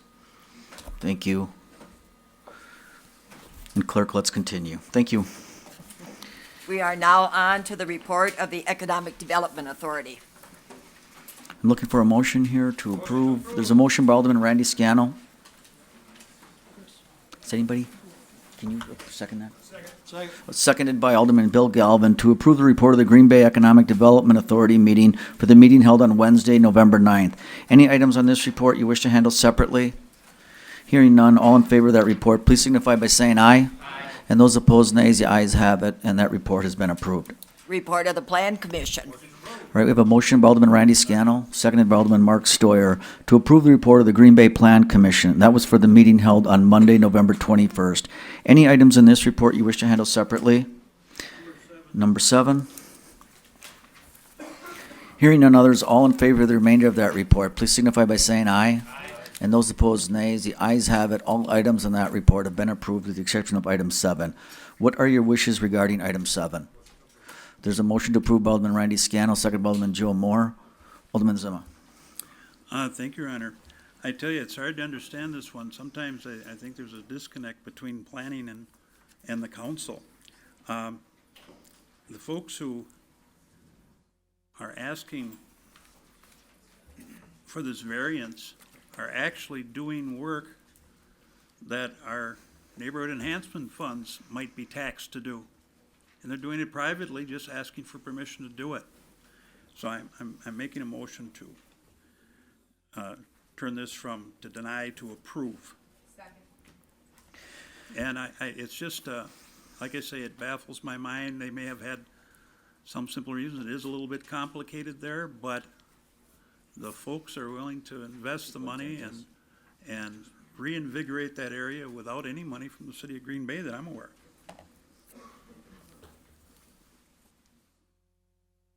That's it? Okay. The lights in here. Alderman Bill Galvin, this is on item 7. Thank you, Your Honor. I drove by this property, I took a look at it. And basically, it looks like the developer wants to take rental property and turn it into owner-occupied property, which I think is a benefit to this community. That area down there, the lots are small. I understand the concerns of the Planning Commission. But at looking at the lots, I think there are things that could be done, that could be worked out to make it work out so that everyone can come to a positive result there. And so I support approving this, or I guess, I support Alderman Zimma's motion. All right. Thank you. The motion on the floor is to change it from denied to approve, and that's an amendment. So you support the amendment, and then I'll ask for a motion to adopt as amended if that passes. Alderman Dave Nenning? Thank you. At the Plan Commission, I did support the request of the resident here, of the property owner.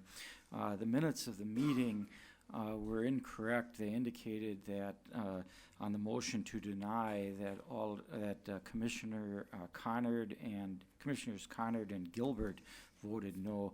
I think it was Commissioners Conard and myself. This was a situation where there are three buildings, residences on one lot, and at some point 80 or 100 years ago that was allowed.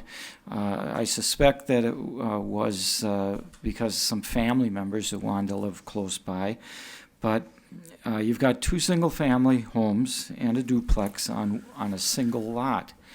Now the owner of that property would like to sell it, but as it is, he has to sell the whole parcel together with all 3 structures. And, if this were an ideal world and we were looking at this today, we'd never allow 3 to be built on a single lot. But that's what's there. There was discussion about, the city's goal of reducing density in older neighborhoods, but in my view, by approving this request, we are neither increasing nor reducing density.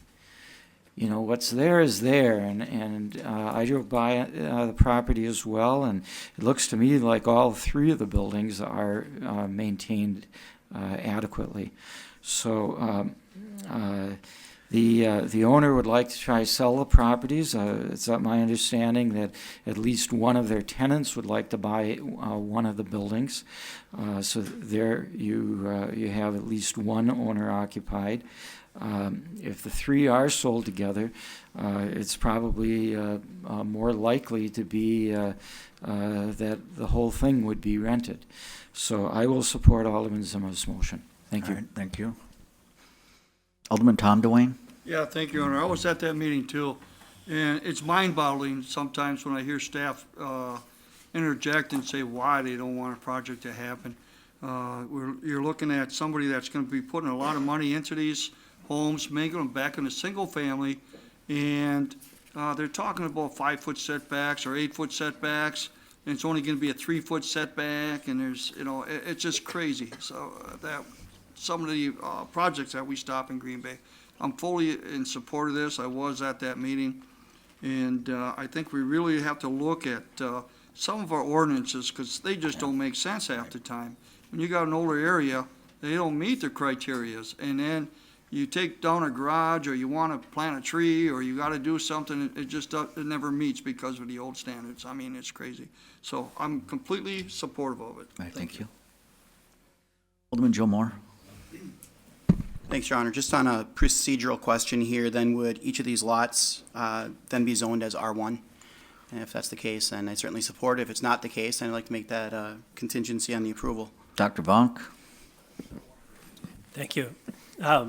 Yes, the zoning would remain the same, and if I may Which is? just R1. It's R1. And just to clarify, two things. One, just so council knows a full decision, if you are going to move forward with approval of the 3-lot CSM, number one, doing that does not guarantee that the individual would turn those into owner-occupied homes. They still could be maintained as rentals, as they've been in the past. So this is not this is purely for zoning and lot approval. So I just don't want that to be mixed in there. I mean, just because he said he would doesn't mean somebody in the future would continue to do those.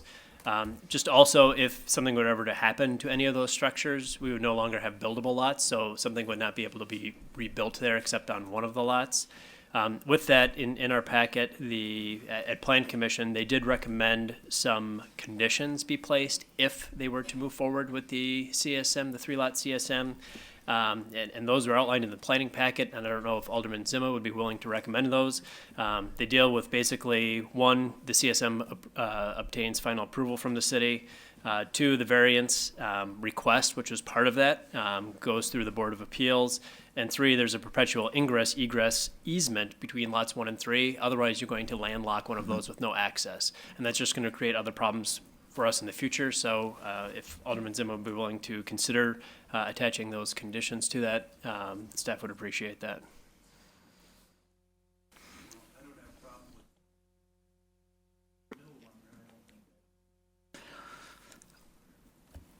What the conditions? Second condition would be, part of this, they would need to get a variance request, and that would have to go through the Board of Appeals for approval.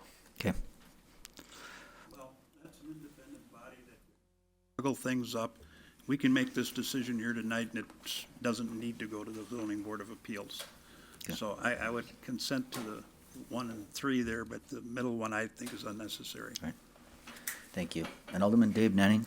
Thank you. The Board of Appeals had this on their agenda the same night as the Plan Commission, and they reviewed this, and my understanding is that they already approved the variance subject to approval of the request by the Plan Commission. So That's unnecessary. Just, all right, I Alderman think Nenning. so. All right.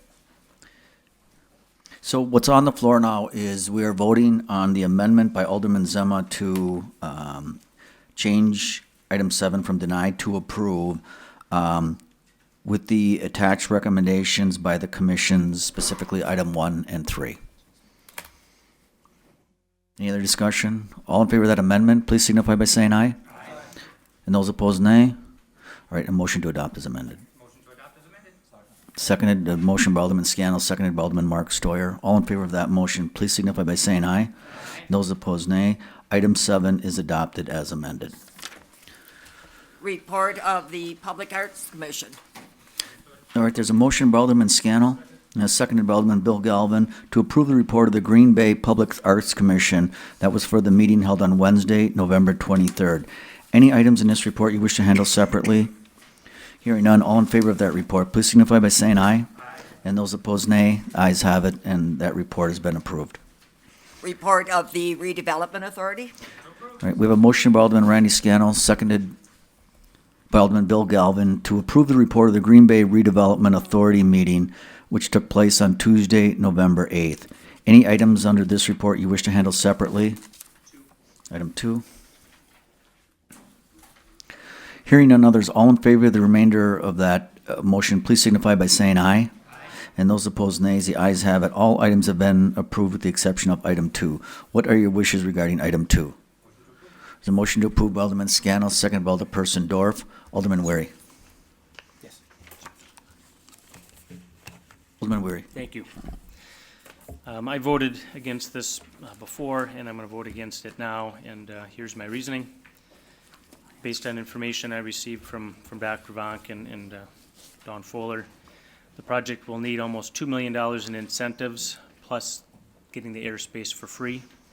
Now, in addition, the project will delay the TID closing by 5 years. We've had a lot of discussion about ending them sooner, not extending them. This is going exactly the opposite of what we want. Now, that would mean, based on the numbers I was given, and this is in today's dollars, and it doesn't include some of the projects that aren't built yet, about $5.7 million in tax revenue that the citizens of Green Bay won't realize because we're extending that TIF. So, we could get that back sooner. Add those together, and it's $7.5 million that this project is going to cost us by delaying the TIF and by the incentives they need. Now, they're going to generate about $188,000 in new taxes. So this project would take over 40 years to make that up. And by then, I think the parking ramp's probably gonna need to be replaced. So I just think we should bid this out to other developers. I don't think we should be giving away that valuable airspace, and I certainly don't think we should extend the TID. Thanks. All right, thank you. Alderman Randy Scannell. Thank you, Your Honor. I don't think sending this out to bid would do anything. I don't think, there hasn't been any interest in this. These developers came forward with this project. No one else has come forward with this. I think it's a project that makes sense out of the ramp. I think this is the wave of the future. You're gonna have parking ramps with businesses along the bottom, parking, and then housing on top. And as far as extending the TID, I don't think there's any problem. I don't remember that we wanted to close those TIDs sooner. I think TIDs are useful implements to get certain developments done. I think certainly this development needs and deserves TIP. I support the project, and I'd like to see it happen. Thank you. Thank you. Alderman Vanderleest. Thank you, Mayor. I don't support this project. I think our parking ramp is designated for the city of Green Bay parking, and I don't endorse. I think it's a great project, but I think it should find another home. My thoughts are that, people that are above this, living above this parking ramp, there's environmental issues as far as fumes and what have you. I think we have to look deeper in these type of projects, and wanting to get back 80% of the tax money. It's way too rich of a deal. And personally, I think that we need this parking ramp for the citizens of Green Bay. You take the Meyer Theater, and you have the Arch Street, you have different things that are going on, the bank. They want 100, I think it's 144 spaces of parking. It's a huge amount to be giving up. I think what we'll do with this project, if we, award this, basically what it's going to amount to, we'll be building another parking ramp sooner than we want to. And I think that parking ramps have a built-in obsolescence. I know they say 50 years or whatever it might be, but I was at that 4th of July when those people went over in the Fox River. There was a man and a woman that went, when they touched the side of the concrete let loose. I don't know how old that property was, but one person drowned and the other person did surface. But myself, I'm not in favor of giving up our parking ramps. For number one, on the parking ramp, we have a huge debt on the parking ramp right now. And I don't think it's a good policy to enter into another agreement with somebody else. We don't even have it paid for. And down the road, you take all the things that might have to be repaired or what have you. I think it's going to be a liability for the city in the long run. As an environmental issue, just the environmental part of it, I think I don't think it's really been looked into. I haven't had any reports of what kind of effect that people living above it, all the vehicles that are coming in and out, if they open their windows, is all the fumes going right in their home? So myself, I can't support it just because of the giving up our parking ramp for number one. That's the first thing. And then the environmental factors as well. And then the amount that's given, that's going to cost the taxpayers. And I'm not in favor of extending the TIF part of it. Thank you. Alderman Tom Slavic. Thank you, Mr. Mayor. I have two areas of inquiry on this project. One is I'm very intrigued by what Mr. Ruri surfaced around. If we extend the TIF, it's going to be that many more years before the incremental property value that's been developed in that TIF is brought onto the general tax rolls. I'd like to understand that in greater detail. I heard Mr. Worry say it was over $5 million. Does that mean it's just over $1 million a year for each of the 5 years that we extend the TIF? Can I go to Dr. Vonk? Yes. Dr. Vonk, you want to comment on the 80% and the extension of the TIF? Sure. So just the extension of the TID, and I'm looking at, these are some numbers that Director Fuller had put together, and in terms of, if we weren't to have any more development and you'd close the TID today and everything would go online, there's about $50 million worth of additional development. So if you look at, breaking down the tax rate and you take the city's tax rate at like 885, you're basically talking, then for 5 years, about $2.2 million. That the city, in essence, would be, letting ride out the TID. If you add all the taxing jurisdictions together with that $50 million,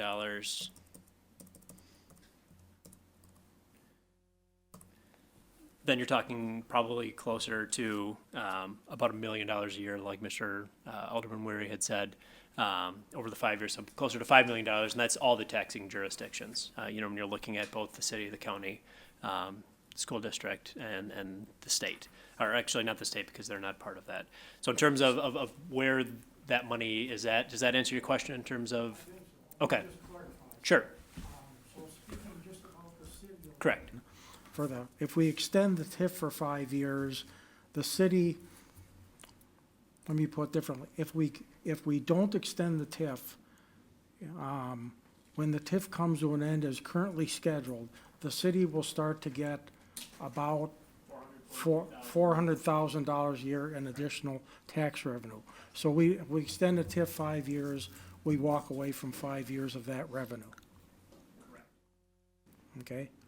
The second area I wanted to ask about was the term sheet makes reference to a maintenance agreement. But the maintenance agreement is blank on the back of the term sheet, which I know is not all that unusual, but this is an unusual project. We're gonna be co-owning a structure with somebody who built something on top of it. Describe to me what do you envision that maintenance agreement as looking like? What will it include? We defer to Director Grenier in terms of just DPW overseeing the structure. That agreement has not been finalized yet. We've done some things within the actual development agreement itself in terms of just lining out some responsibilities. The maintenance agreement is basically to clarify long-term who's going to be responsible for certain maintenance functions, maintenance operations on that facility. If you look, you're going to be putting 2 floors of structure above the top ramp. So you're going to be cutting down on things like plowing that or cleaning that up, the top level deck. But you're also going to be extending an elevator, and an elevator that's going to be getting used additionally. So how do we now account for that potential additional maintenance? And it's to go through and line up the responsibilities of which will be the cities, which will be the developers or part of the private entity, and how those will be shared. Also looking at things in terms of just general maintenance, location of utilities, where those things will be placed in order for both the city part of it and the private part of it to function together. One of the things that was discussed at RDA and that was included in the motion is that maintenance agreement shall have no impact on the tax levy. And so that is, however that is structured, that adding these apartments on top will not cause an additional burden to our parking utility, so that it's basically going to be net revenue, or there's going to be a neutral impact on the levy by adding these here. So if there's some additional costs that come up, those are going to have to be accounted for from the private side of things. I don't know if Director Grenier wanted to add anything more in terms of just some of the things that he'd be looking at. I think Director Vaughn covered it pretty adequately.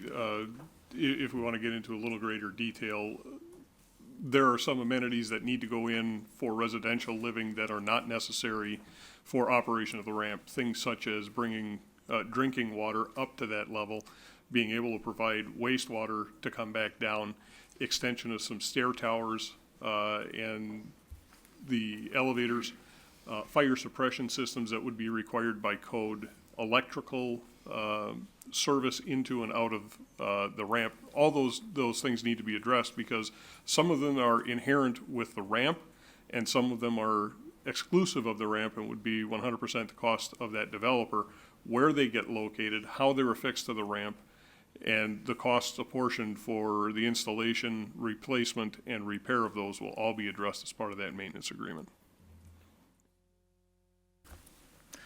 Would you agree that this will be a very unique maintenance agreement, given that we're gonna be co-owning this structure? I mean, we don't have anything like this right now, do we? For Green Bay, yes, it would be unique. It's something that would be easier worked on if this was designed in from the beginning. A retrofit makes it a little bit of a challenge, but we work on challenging projects all the time. What is your confidence that the city and the developer can easily reach a satisfactory maintenance agreement? Or I guess what I'm saying is, should we be considering this before the maintenance agreement is worked out? I don't see a danger in doing so because at the end of the day, we're not going to recommend going forward if we can't come to a maintenance agreement that accomplishes the goals, as Director Vonk has indicated. The continued operation of our ramp the way that it has been operated in the past, and that this development has no net impact to the users of the taxpayers. Okay, thank you. That's all I had, Mr. Mayor. All right, thank you. Alderperson Barb Dorf. Thank you. I just want some clarification. So right now, I don't know who from staff can answer this, but right now, we're not getting any taxes on the ramp because the city owns the ramp. Is that right? Not necessarily. There are some white box spaces on the first floor. The commercial spaces, I believe, are taxable properties. Okay. But by adding apartments on the top, would that increase the amount of tax revenue that the city would get? Yes. And so, okay, how does that offset this, the TID concern? Is there any offsetting to that? Okay, so right now, as Director Grenier said, there's 6, the ramp itself is divided into 6 condo units. The city owns 2 of those. There's no tax revenue on those because we own them, so we're getting 0 taxes from them. The other ones that are, where Purveya is, Nicolay, Digicopy, Sarah Investments owns 1, Nicolay owns, those are taxable. Those condos are taxable, so we're collecting tax revenue on those. If you look at adding this project, our assessors feel that this is going to come out about $8.5 million worth of value. The taxes will be based on that $8.5 million figure. And so when you look at the TID, by keeping the TID open, they would generate about 100, I think I put in here, 100, so make sure I get it straight. $188,000 worth of taxing to the local jurisdictions was basically the TID rate. When the TID would close after that additional 5 years, then an additional $75,000 per year would be coming back to the city. And I think the discussion that was brought up, if you let the TID close when it is closing, basically you will allow all the property in the TID to come online and come back to the city. But as far as this particular parcel, if you just look at this particular parcel, if the TID would close at its regular scheduled date, then, there'd be nothing additional on this particular parcel. If you would allow the TID to be extended, then after the TID closes, after the extension, for this particular parcel, you'd be getting $75,000, which you're not getting now. Okay, thank you. Do you have any other, go ahead. I was canceling. Oh. I was turning it off, trying to turn it off. All right. Looks like Says first. Mr. Manderly, did you have anything else you wanted to add? Just that, I have you next. by endorsing this project, I just feel that the parking ramp wasn't designed to make money as far as, I know as far as taking in revenue, but the amount of money that the parking ramps cost to build it's a long-term investment to get our money back. And if we allow this other company to come in and put the two units of apartments up, it's another long-term investment as far as getting any money back. And myself, I wouldn't want to, if I owned that parking ramp, I wouldn't allow anybody to build anything on it, personally. It would just be designed for what it's designed for. That's really what it was designed for to begin with. And I feel that when you stretch the envelope as far as adding these two buildings, there's going to be a lot of hidden costs that are going to come about. I can guarantee you that. When you're building from, you're already 5 stories, everything is going to be built, basically you got to get it up there. You know, the building costs are much higher. I'm sure the developer, I don't know if he looked into how much he could do it for if he started at ground level with his project. It'd probably save him thousands of dollars as far as how much they're going to spend. And, you know, I know the city's going to be tied into all these other endeavors as far as water, sewer, public service, all these things. It's going to be an additional, it's going to be a long-range expense and an ongoing expense. That's why I'm dead against giving up our parking ramp to the city. I think the city taxpayers, they expect that parking ramp to be there when there's events going on, that they have a place to park, that, you know.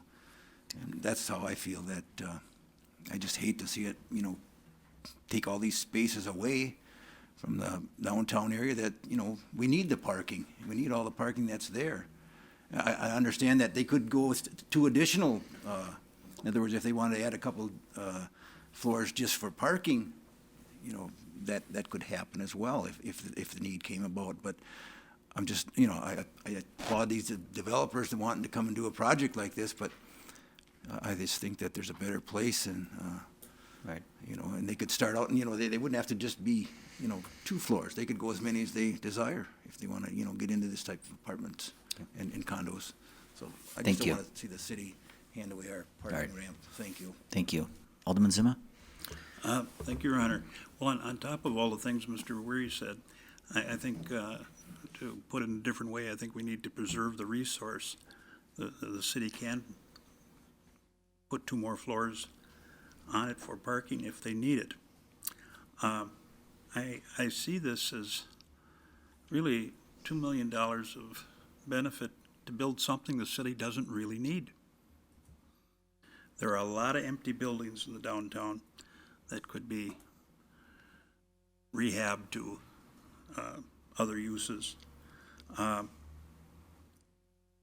really feel that this is increasing the density and the congestion of the area. And what's considered the life of the ramp? Is it 50 years? Is that? And how many years old is it now? About 12, 14, something?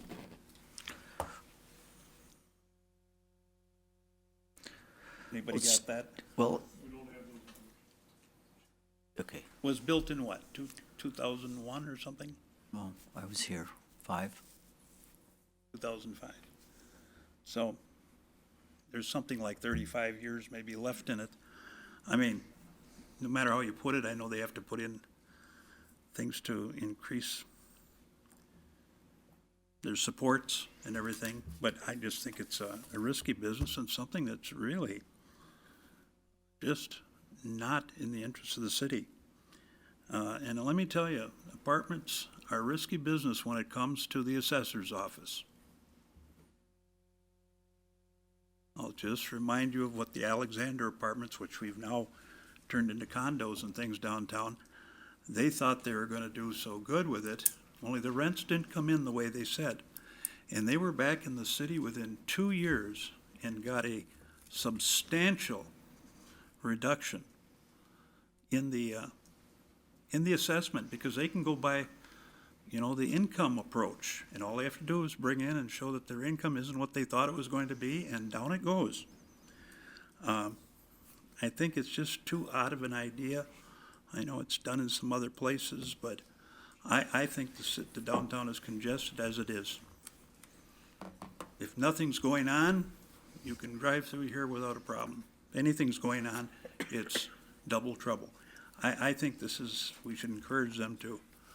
This developer's done other projects that are good and have added to our community. I think this is one that we shouldn't do. There's other properties available to rehab and put into apartments.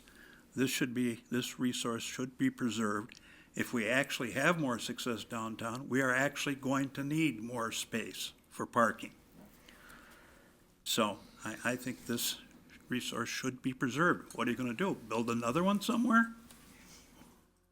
So, okay, I'm just opposed to this project for all the reasons been said.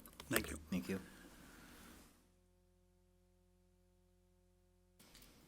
Alderman Moore? Alderman Joe Moore, I'm sorry. Thank you, Your Honor. No problem. I think, it's important to realize that we're not a small city anymore, and downtowns are meant to have density. And you look, take a look at your tax base, say per acre downtown compared to a mile out of the downtown compared to 3 miles out of the downtown. And I mean, people say the downtown is the heartbeat of the city, and it's also where a very large percentage of the tax revenue, comes in to pay the bills. And I definitely get the concerns with extending the TIF. However, we're looking at an 11-year-old ramp that is at, and I'd have to confirm this, but I believe the number is 53% use. In 11 years, we use just over half the ramp. Part of this development agreement is 122 parking stalls, which are a reduced rate for the first 3 years, and then in year 4 is 100% of the parking revenue. So we are bringing in parking revenue on 122 stalls that just plain aren't being used right now. And then we're also adding revenue in tax base. This is definitely a unique project. It's something that even myself was kind of skeptical about as it was coming forward. But I do have trust in the developers. I know that they've done the legwork on this. And really, when it comes to the maintenance agreement here, the tax revenue that's coming in is going to, far offset what, look, we put a caveat in here at the RDA that we don't want tax levy to go into support the maintenance as part of the maintenance contract here. And I think that that's pretty key. And we are going to see added tax base. We're going to see added revenue in parking. We're getting a project down here that is a draw for people to come and see and live in and be a part of. And, all this time while these buildings are under construction downtown, you ask all these local restaurants and everybody down here, where these contractors are eating, what they're doing in the afternoon when they're done with work, what tavern they're stopping at to have a few drinks. Look, they're spending a lot of money down here. These apartment buildings that have gone up, this is another project that's going to bring a lot of jobs downtown during the construction process. So I certainly support this. Thank you. All right, thank you. Alderman Randy-Sciano? Ibid, stole all my thunder. Density is what we want downtown.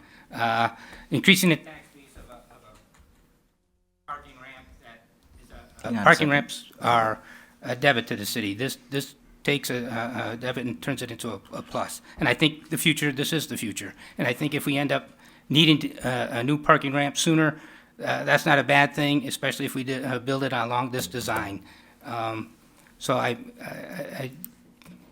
Alderman Moore said it all. Thank you. Thank you. Alderman Tom Slotnick? Thank you, Mr. Mayor. My questions about the maintenance agreement were answered. I really like this project. What I really don't like about it is extending the TIF. I don't support the project because it's going to deny the taxpayers at large of the city the revenue from that additional taxable base in that TIF for an additional 5 years. That's the only reason I don't support it. Thank you. Thank you. I think we have another light. Alderman Weary. Chris Weary. Thank you, Mr. Mayor. I just wanted to piggyback again on what Alderman Slotnick said. I really would like to see in year 2026, $1.154 million start flowing into the community, the county, the city, NWTC, the schools in Green Bay.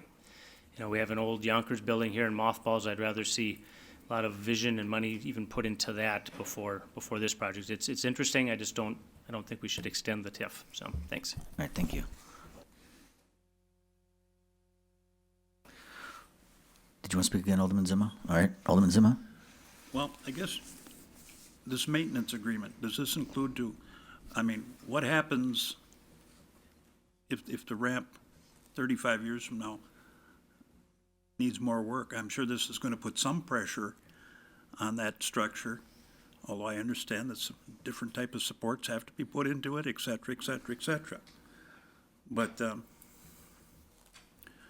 what happens? I mean, do people build apartments only to be 35, 40 years? I think not. Does that put pressure on us to rebuild one underneath it if we need to, or whatever? I don't know. But it just strikes me that this has too many pitfalls in it.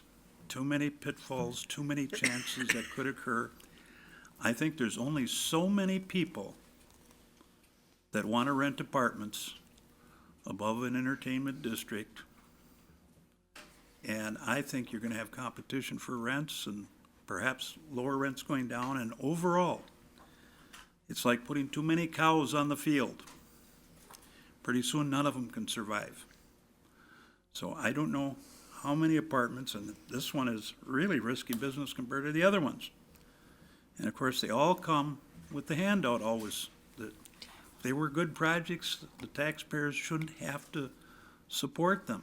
But they're kind of out in left field. And I just really think this is bad business. Thank you. And Alderman Mark Stoyer.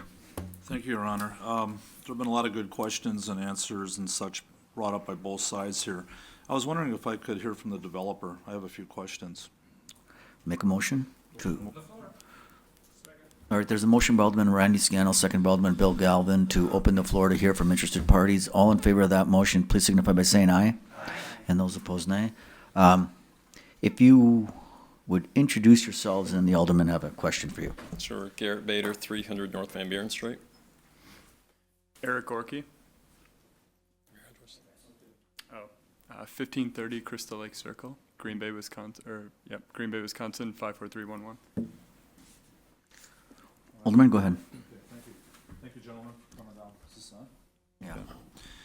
Yeah. There were some concerns that were brought up, Garrett, about, and that's something that I hadn't really thought about before tonight, the fact that, okay, you add this amenity to the top of a parking ramp and the shelf life of that parking ramp. And that is a little bit of a concern, and I was wondering if you could, address us and tell us that it would be a benefit to the city to build something like this on top of an existing ramp that's already 12 years old.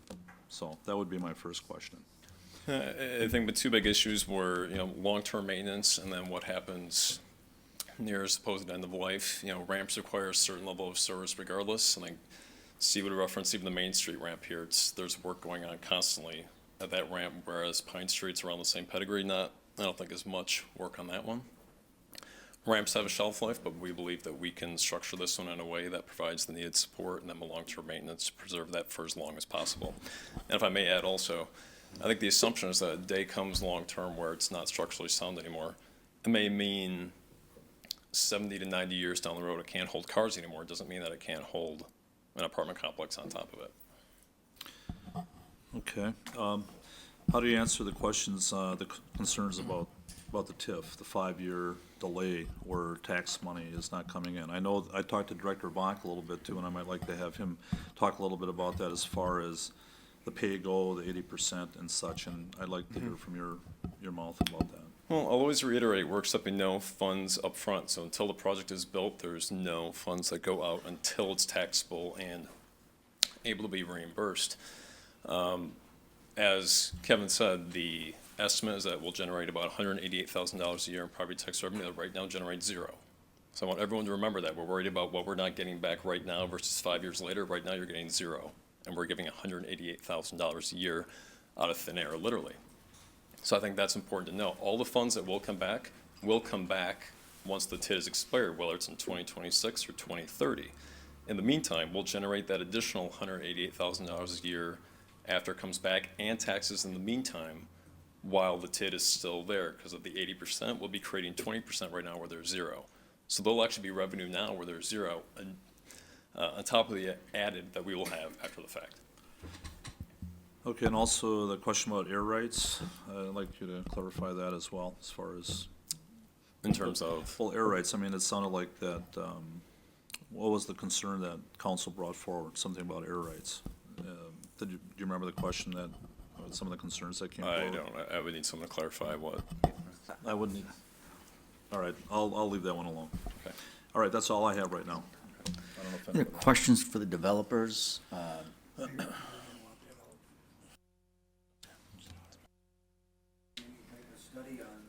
Yeah, if you would hit your light, Alderman Vanderleest, I've got the party line on so we can hear both of you. Go ahead. As far as the environmental issue, as far as the air quality for people living up above the units, has there been any study on that type of? Well, I would answer that question with another thought for you to consider, and that is Riverside Place condos across the Meyer Theater, Metro, Nicolay Bank, and City Deck Landing all have projects all with parking underneath. They're not even open air like ours is with the ramp all underneath. Those have ventilation systems that pump out the air, that nothing goes through to the residential units. Same thing here, except the majority of ours already goes out because it's a ramp that's open air. The top level is exhausted. So there's no fumes that go up into units, just like those other projects. This is something that's done pretty commonplace. Thank you. All right. Any other questions? Alderman Zima?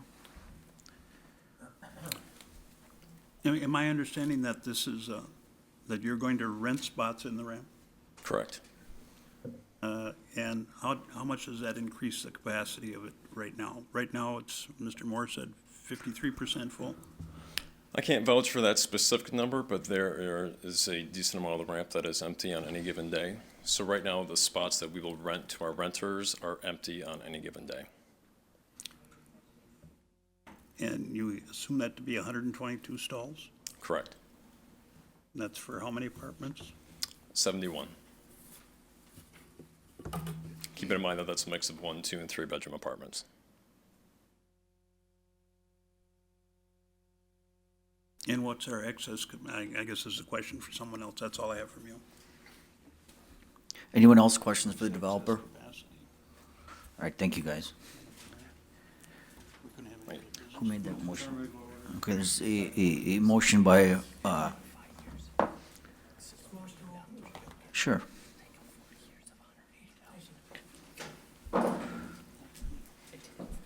Bill Mindel, 125 West Mission Road.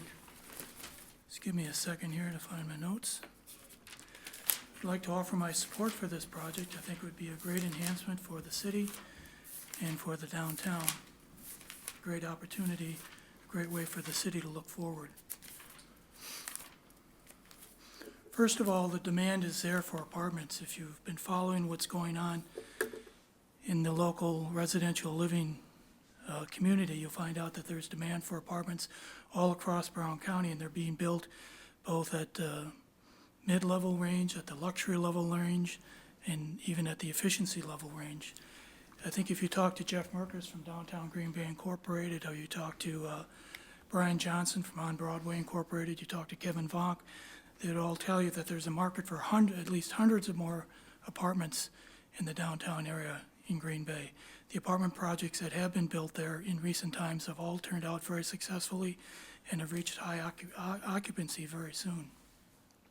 The demand is there, both for luxury apartments and for other kinds as well.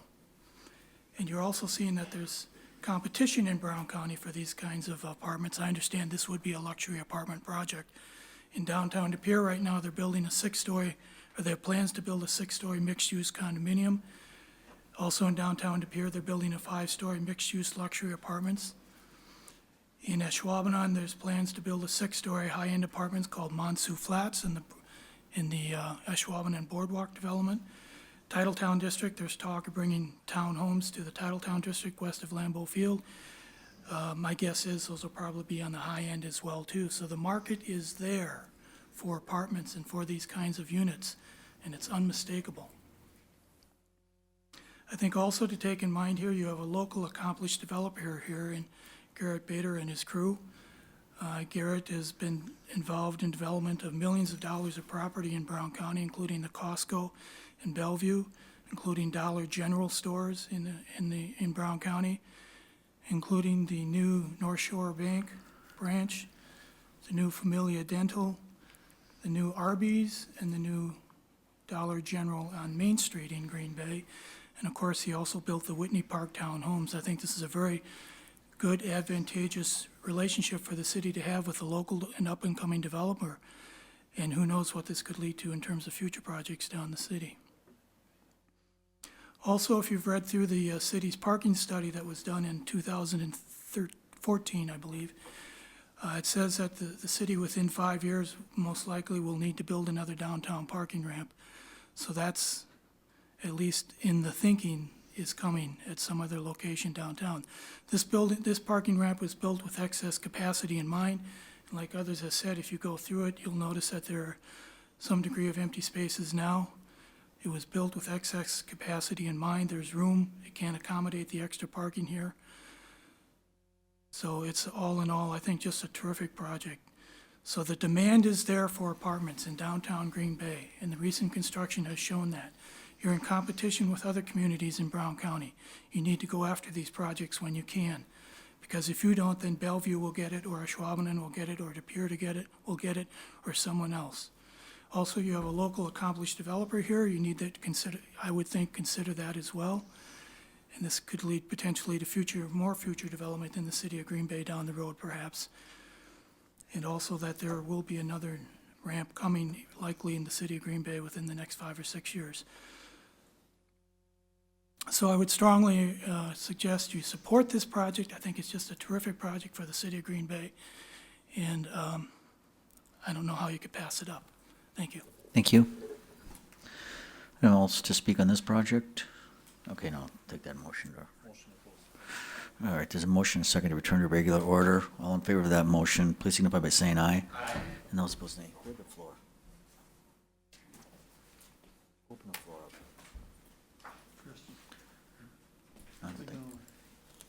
Alderman Stoyer, anything else you want to add to this?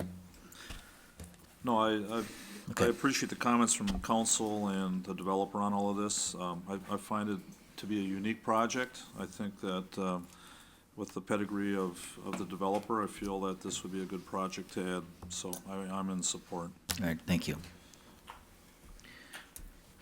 So with that, there's a motion and a second to approve item 2. You'd please use the board on this? Yes, sir, I have that. So yes is A yes approves the development agreement as presented. A no denies it. 6-6 tie. All right, I'll approve that. Yes, I said. Question. All right. Before you vote on it, developer help you in your campaign? Most people have. What I want to say is, be careful on how you vote, Mayor. Well, I'm voting yes. Okay? As long as you understand, thank you. Thank you. Okay, let's continue. Where are we at? Report of the Finance Committee. We're looking, all right, there's a motion by Alderman Tom DeWine, seconded by Alderman Randy Scannell to approve the report of the Finance Committee. That was for the meeting held on Tuesday, November 22nd. Any items on this report you wish to handle separately? Two. Hearing none others, all in favor of the remainder of that report, please. We're going to hold number 6 for 2 weeks. Yes, Mayor. All right. So we'll pull item 2 and 6. Seeing no other lights, all in favor of the remainder of that report, please signify by saying aye. Aye. And those opposed, nay. Our city attorney has had it's something that's coming back from Airbnb that we just want to dot the I and cross the T on. So if I could entertain a motion by someone just to hold this for 2 weeks. So motion by Alderman Randy Scannell, second by Alderperson Barb Dorf to hold item 6 for 2 weeks. All in favor of that motion, please signify by saying aye. Aye. And those opposed, nay. Now, what are your wishes regarding item 2? All right, there's a motion approved by Alderman Randy Scannell, seconded by Alderman Tom Slotnick. Did you pull 2? All right, Alderman Joe Moore. Thank you, Your Honor. So when this came to the committee, what was originally proposed several weeks ago, there was one item that got caught in the spam filter of the emails, and we thought that all of the proposals should be reviewed fairly, so we asked the committee to take a look at that proposal. That proposal was denied by the committee to have any funding allocated to it. But when they denied the one proposal, they also made a bunch of amendments, moving money around, and submitted a new approval to us. And I don't know that that was, the direction of the Finance Committee wasn't to, it was to review the one.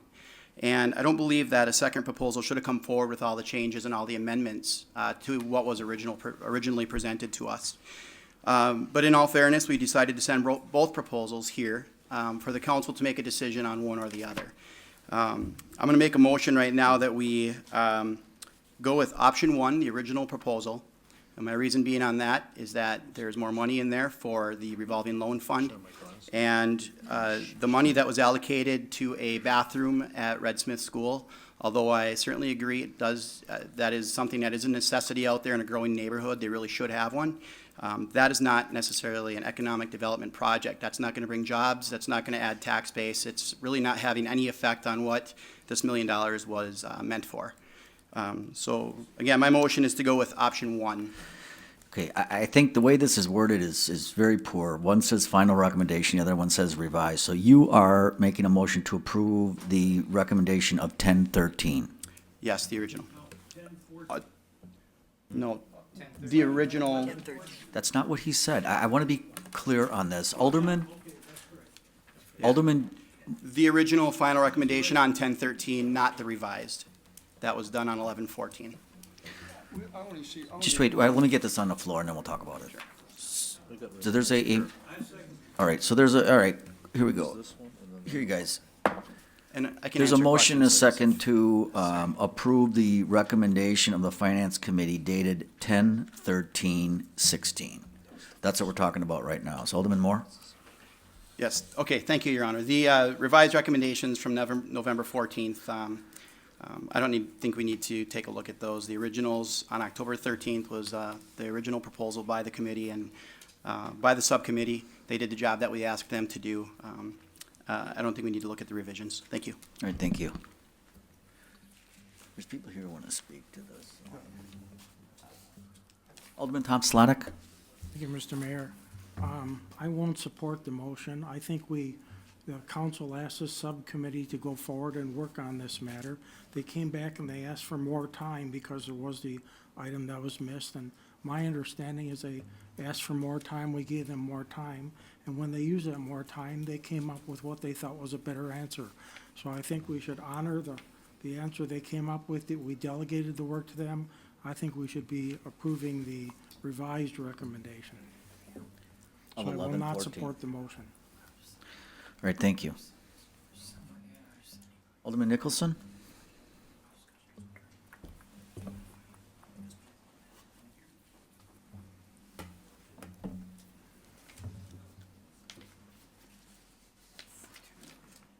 Do you want to say? Turn it off. Okay, thank you.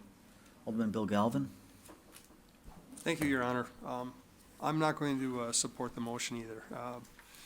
We, as a committee, sat there when we looked at this the first time, and I realized that there were a few items that, when we started out looking at this, got set aside and never were reconsidered again.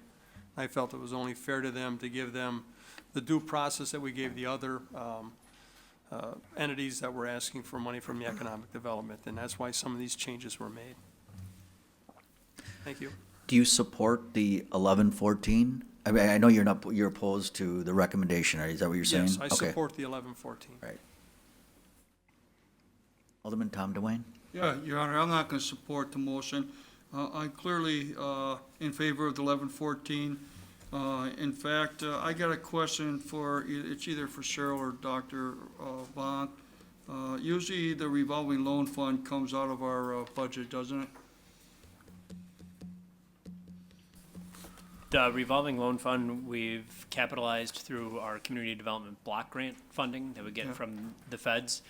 We have not put money back into that because we've still had a pool, though by the end of this year, it's likely that we'll drain that pool down to zero and probably in one of our future requests, ask for more money to capitalize that. Are you filing for other grants? I mean, is this something that you can reapply for every year, or is it just one-time grants, or?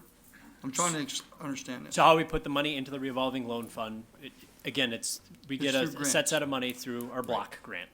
And we put some in before the past, I don't know when, just gonna ask Cheryl if she's here, April. 2014 was when we capitalized it. It was at $1 million, we're gonna be working our way probably down to zero this year, so looking at the future, our 2017 monies, we'll probably look to put a chunk back in there. This request that was in here is for a separate fund.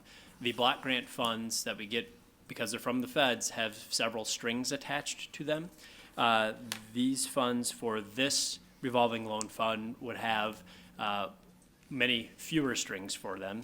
I think as mentioned in the application, they'd be targeted towards women-owned businesses, minority-owned businesses, businesses in some of our neighborhoods. But we could write the criteria on them, and the goal is to have as few strings as possible to get them used in the community. And again, leverage dollars and create jobs. Okay, so you're saying you need the whole 150? I would take the whole $1 million. I mean, we took $1 million from the block grant fund. I believe this is a program that works. We've had staff who's gotten it out there and it gets in the community, and it's pure economic development. We're giving this to businesses, we're creating jobs, they're leveraging it. Basically, the city can be in for no more than half. So in terms of, what we see here, this 150, it's gonna result in at least another 150 from those businesses. I'm good with that. Sure. But I'm against the motion. I clearly want to see the people, I think the committee we put together did a good job. There's a lot of people that don't want to see any of the money to go to economic development. I got calls both ways.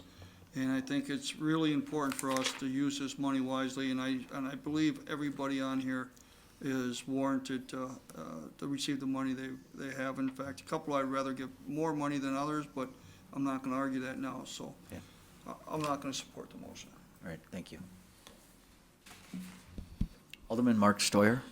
Thank you, Your Honor. A lot of time and effort went into looking at both the final recommendation and the revised. I give the committee credit for taking that extra time and looking at all of this. I would like to give some more to some others as well, but I think under the circumstances, I'm supporting the revised, the 1114, so I'm against the proposal as was brought forward. Thank you. Thanks. Mark, if you can talk and turn off your lights, I'll get a next light. Alderman Guy Zima. Thank you, Your Honor. Well, I'll tell you, our president and vice president did not really attend anything, the work that was done by the committee. Really, this. Excuse me, Your Honor, point of order. I spoke continuously, even to yourself at times, asking you where we were, and Captain Gelvin, Alderman Gelvin, respect, I always call him Captain.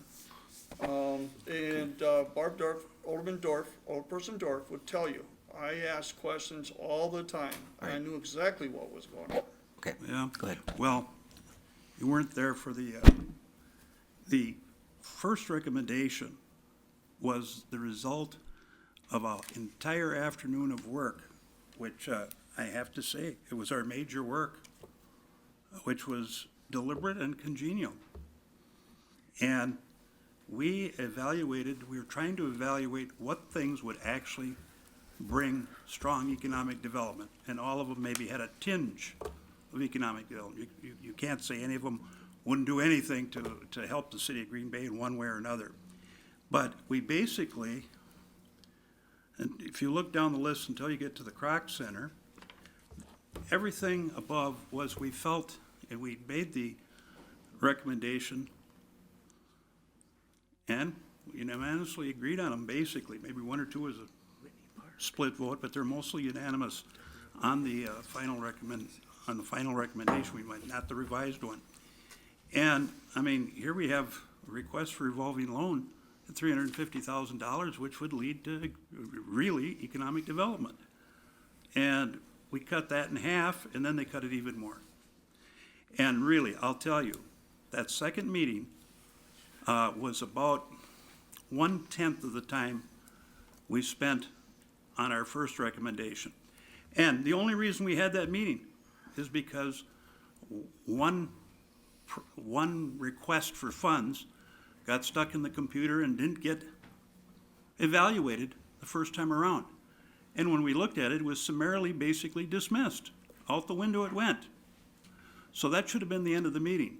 But that's when, well, Ms. Dorf says, well, now that we've used some money to, give the taxpayers something at budget, I'm afraid about, the Red Smith project, which all of us really basically approved. But there's a big, long list of projects in the park department that need to be done. But we all said that we'd support that to be as part of the infrastructure. But then, afraid of that, well, then Mr. Galvin hops on and he starts just handing out the candy canes to the lower four here and adds one, the Botanical Gardens, which was one the committee unanimously set aside in the beginning because we felt it was an attraction already, and although it might marginally increase, we weren't denying that, the bigger it is, the nicer it is, the more attraction it might be. But that didn't qualify. And all of a sudden, that's back on the table. All this in 15 minutes of business. I was actually revolted by it. After we spent all this big time to bring to you what we felt was strong economic development issues, things that would actually be economic development. And now we went back to, okay, we're not saying that any of this stuff is unworthy. But the Croc Community Center, the House of Hope, the National Railroad Museum, Children's Museum, Botanical Gardens, they either are really ongoing operations already, or they're basically people in need of a handout. And we did decide to give a little bit to them, and I agreed to it even though I felt it didn't really fit our criteria, but I agreed to it by words really of Mr. Galvin. He said, well, we should at least show that we're interested in depositing some money into their efforts to show that the city is behind it so they could use us as a reference in their fundraising efforts. So I went along with that. But here we go. And so we worked 5 hours to come up with a recommendation from 10/13/16, and that meeting didn't last a half hour. 15, 20 minutes to suddenly revise it and take a lot of money out of economic development. The top items that you see here are what we thought really had the most impact for economic development to create new jobs, etc. The lower ones were things that we felt we just want to say, hey, we support your efforts. You're part of our community. We want you to know that we're part of it, and we added that in. But then all of a sudden, they all got puffed up. 16,250 to 41,250 for the Railroad Museum and the Children's Museum. And the Botanical Gardens was pulled out of the air. And where's it taken from? Neighborhood Works, which is building a family, jobs at work. The revolving loan fund, which is pathetic. As he said, he could use a whole $1 million. We got that down to $150,000 now. I mean, what's that? 1 or 2 loans, 3 loans? For people who might come and develop in our area? I mean, we're not here to say any of them are bad projects for the city of Green Bay, but that's what it was. We spent 5-6 hours on the first part, and then the revised one comes in at the last minute. It was like, well, I don't know. I don't know if they came from the mayor or where the heck they came from, these Botanical Garden people, and they were the only ones that showed up, by the way, to this thing. We didn't put everybody else on notice that we were going to reconsider everything and allow other people to make their pitches. This is all added at the last minute, so it undid all the work we'd done at the previous meeting. Not completely, of course, but it undid in one fell swoop, and of course it was 2-1. That's not really that representative of our council here. So I really think you ought to look carefully at our original recommendation, which I think is a good one. And why we would pull it out of real economic development things and put it in things that are marginal economic development is beyond me. There are others we could add here. There was a lot of other things, not just the Botanical Gardens or the Children's Museum or the National Railroad Museum or the House of Hope or Kroc Community Center that could be considered because they enhance our community. Right. So, why are we adding, if we're gonna do anything extra with that, then we ought to consider some of those. Maybe we ought to go back and give everybody else a kick at the cat. But this was brought in last minute, this revised recommendation is a last minute deal done on very short notice and very short time with nobody there. Thank you. So I support the motion on the floor. Alderperson Barb Dorf. Thank you, Your Honor. So I do not support the motion on the floor. The meeting, I believe, was longer than a half hour, but I won't argue about that. I think the reason that it didn't take 5 hours was because we had done the majority of the work at the first meeting. And then when we looked at it again, we got an opportunity to look at it again. We refined that work, we reviewed it, and I think we came up with a better recommendation. And that is why I support the revised recommendation made on 11/14. Thank you. Thank you. Alderman Randy Scannell. Thank you, Your Honor. I got a problem, and I'm hoping you can show me how to. Whichever recommendation we go with, I would like to offer up some possible changes. So if we vote on one, does that mean can it then be amended afterwards? I mean, how? Amended, no. Amended now, but which one? I mean, amend them both? Well, Because we talked about this at staff. I just got 2 points. One is there's a lot of people here who would like to speak to this, but I would say that if we're gonna do like the budget and you're gonna take 10,000 out of this, you gotta put it somewhere else, cause we passed. Right, I would- I was gonna say, we passed a resolution, you guys, of $1 million. So that's up to the council to vote on that. I think this is like separation. I mean, if you wanna talk on one specific item, I would discourage that, but it's your meeting and I'd like to get this done. I want to get it done too, but I do think separation. I don't know about that. Separation, I couldn't separate. Here's what. No, let our council speak. I'll run the meeting.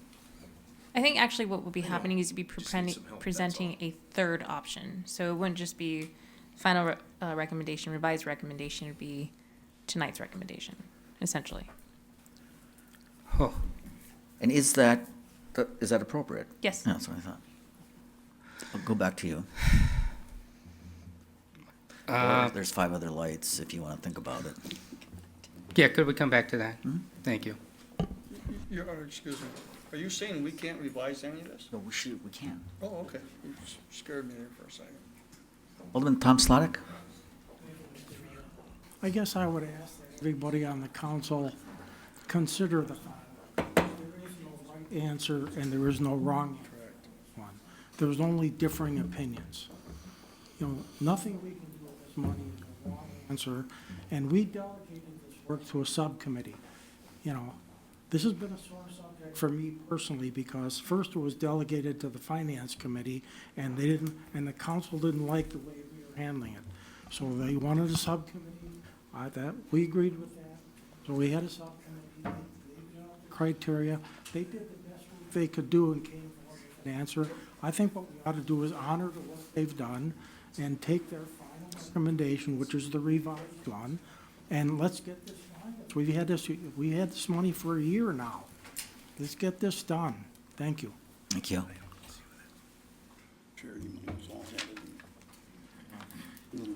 Alderman Joe Moore? Your Honor, we didn't want this coming to the council and then being nitpicked apart, because it made no sense to even have a subcommittee in the first place. We could have done it here as a committee of the whole and spent 5 hours in the meeting doing that. We delegated it to a subcommittee, approved by the council, the members approved by the council. They did the work, they gave us 2 options, we brought the 2 options, said, look, choose one of them. That's the motion that we made on a 3-0 vote at the Finance Committee, was to bring it here and choose between option 1 or option 2. if we're gonna go in and start saying, okay, we're gonna approve option 2, now let's start modifying it, and we're gonna move this here, we're gonna move this here, and we start moving all this money around, then all the work of the subcommittee is for naught. We just try to avoid that and make this simple. Option 1, option 2, that's the motion that came out of the finance committee, that's what we're sending here. I That's what totally we're voting agree on. with you. That's what we're voting on. Thank you. You got to respect that. I just, that's, hang on, you guys. Alderman Vanderleest? I got a point of order. Go ahead.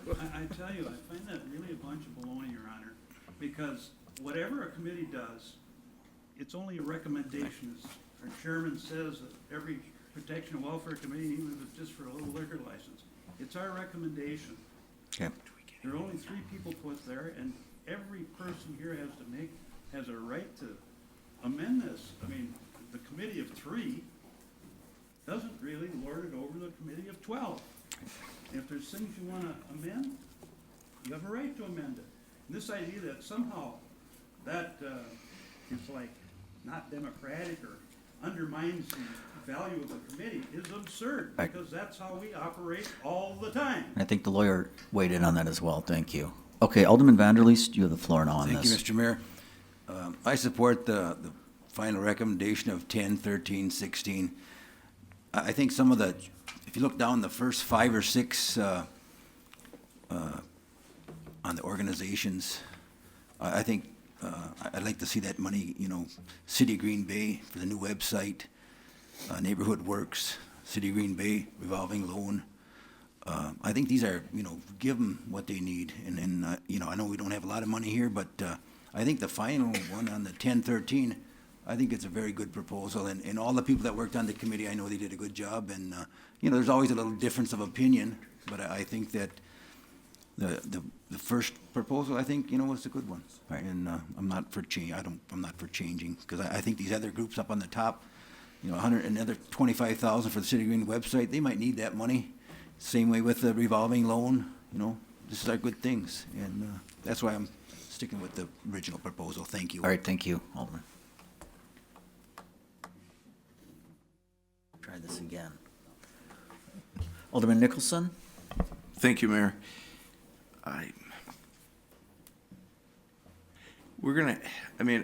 I support the final recommendation, but I could support the revised recommendation if we made some changes, and it is our right to make amendments. The motion on the floor is to approve the recommendation of 1013. Right, but we can make amendments. You can. Pardon? You can. Our attorney said that. We can. Correct? Yes, you All right. can. Well, there is one issue, and all due respect to Alderwoman Dorf with Red Smith bathrooms, I cannot support that.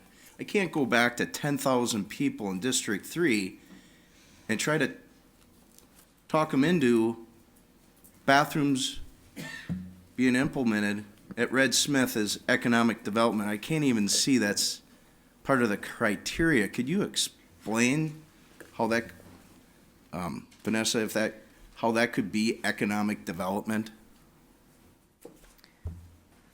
So I was actually hoping that the question of whether or not it would qualify as economic development would not come up tonight, because I had not had a chance to go back and try to do that analysis. The memo that I provided last time basically stated that the economic development was what the council ultimately decided it is, that there were a number of items that they've kind of identified that are helpful, which are job creation, infusing money into the economy, things of that nature. As far as bathrooms go, it would take some creativity to classify it as economic development. Very much so. Do you remember the communication I sent to your office? You did. That one actually came in before. It was asking for the final recommendation. At that point, the Red Smith bathrooms were not included, which is why it was Right. not With all due respect to District 1 and all the aldermen here, I cannot support bathrooms as economic development. Even our attorney said it would take a lot of creativity. And I agree with that. No, you may not. Don't interrupt me. I mean, this is like the first time I'm speaking. Right. Thank you, Mayor. Please control Mr. Scannell. Thank you. I just cannot go back to District 3 at neighborhood association meetings, knocking on doors, and try to explain. Like I said, with all due respect, I know what Alderwoman Dorf is trying to do, and I don't blame her. We're all trying to bring money back to our districts, but I don't see how creating bathrooms in a park brings economic development. So what I would like to do is make a motion. I would like to move the $50,000 of Red Smith Neighborhood Association organization, which is strictly for Red Smith Park bathrooms, and bring it towards Neighborhood Works of Green Bay. And the reason is, I think we get more value for our dollar if it's shifted to the Neighborhood Works of Green Bay than creating bathrooms in a park. So that's my motion. But we're not, it's zero under the motion on the floor. The motion on the floor, Alderman, as I said, is the recommendation of Okay. 1013. Question then, Mayor. Okay, we go through the vote, and if it fails, Right. then I can make the amendment? Absolutely. Okay, thank you. I was ahead of myself. Alderman Vanley, do you have anything else to add? Okay. Alderman Dave Nenning. Thank you. I also had some question about the Red Smith project, and my question was, this is a project of about 175 to 180,000, as I understand it. And where would the rest of the money come from? If I could direct that to the alderperson. Alderperson Dorf, could you address that? If the total project's 175,000 and the recommendation by the committee is 50, if this recommendation 2, where would the remaining 125 come from? We were planning on doing a capital campaign to try to raise the rest of the funds. And we've talked, the neighborhood association is talking about that. We had also decided that, when we even made the motion, if the neighborhood association felt that would not be successful, that then that 50,000 would have to go back into the economic development fund and be redistributed. But the hope would be for that. The other possibility would be for the 50,000 to come out of the infrastructure funding. Okay. Personally, I do think that it qualifies more as infrastructure than as economic development. But I do have one other question. I think that the project by the Green Bay Botanical Gardens is just as deserving as some of these other projects that we are recommending funding for. And, I know if we were to put something in there, if I were to make an amendment to put something in there, the question would be, where would the money come from? Well, when I look at the money that's in here for the city website, $150,000, my understanding on that in reading the application is that the initial design of the website would be $50,000 to $60,000, and then there would be $20,000 to $30,000 a year used over the next 5 years or so for maintenance of the website. To me, I think I certainly feel we need to do something with the website, and I think we can make an initial shot at it and have enough funding for probably 4 years if we reduce that a little. And so I'm going to make a motion to reduce the new website from $150,000 to $143,750, and then put $16,250 for the Green Bay Botanical Gardens, so that they're getting a like amount as the National Railroad Museum and the Children's Museum. There's a motion on the floor. I'm looking for a second, and this is to reduce the website to $143,750 and add $16,250 to the Green Bay Botanical Gardens, and this is all under the, this would be amending the recommendation on the floor for the 1013. Is there a second on that? I'm sorry, that dies for lack of a second. Okay. Anything else, Alderman? Alderman Nicholson, are you? No, thank you. Are you done? Alderman Chris Weary. Thank you, Mr. Mayor. I guess my idea of the subcommittee was that they would weed out the pretenders and kind of mold a proposal, not put in concrete, so that we could tweak it. So I'm fine with tweaking it after we decide which one we want. I'm in favor of the 10, 13, 16, the original recommendation. I also don't think the bathrooms belong in there, but I really firmly believe if Walderdorf puts in a request from our infrastructure, it'll be well received, after Colburn Pool, of course. Thanks.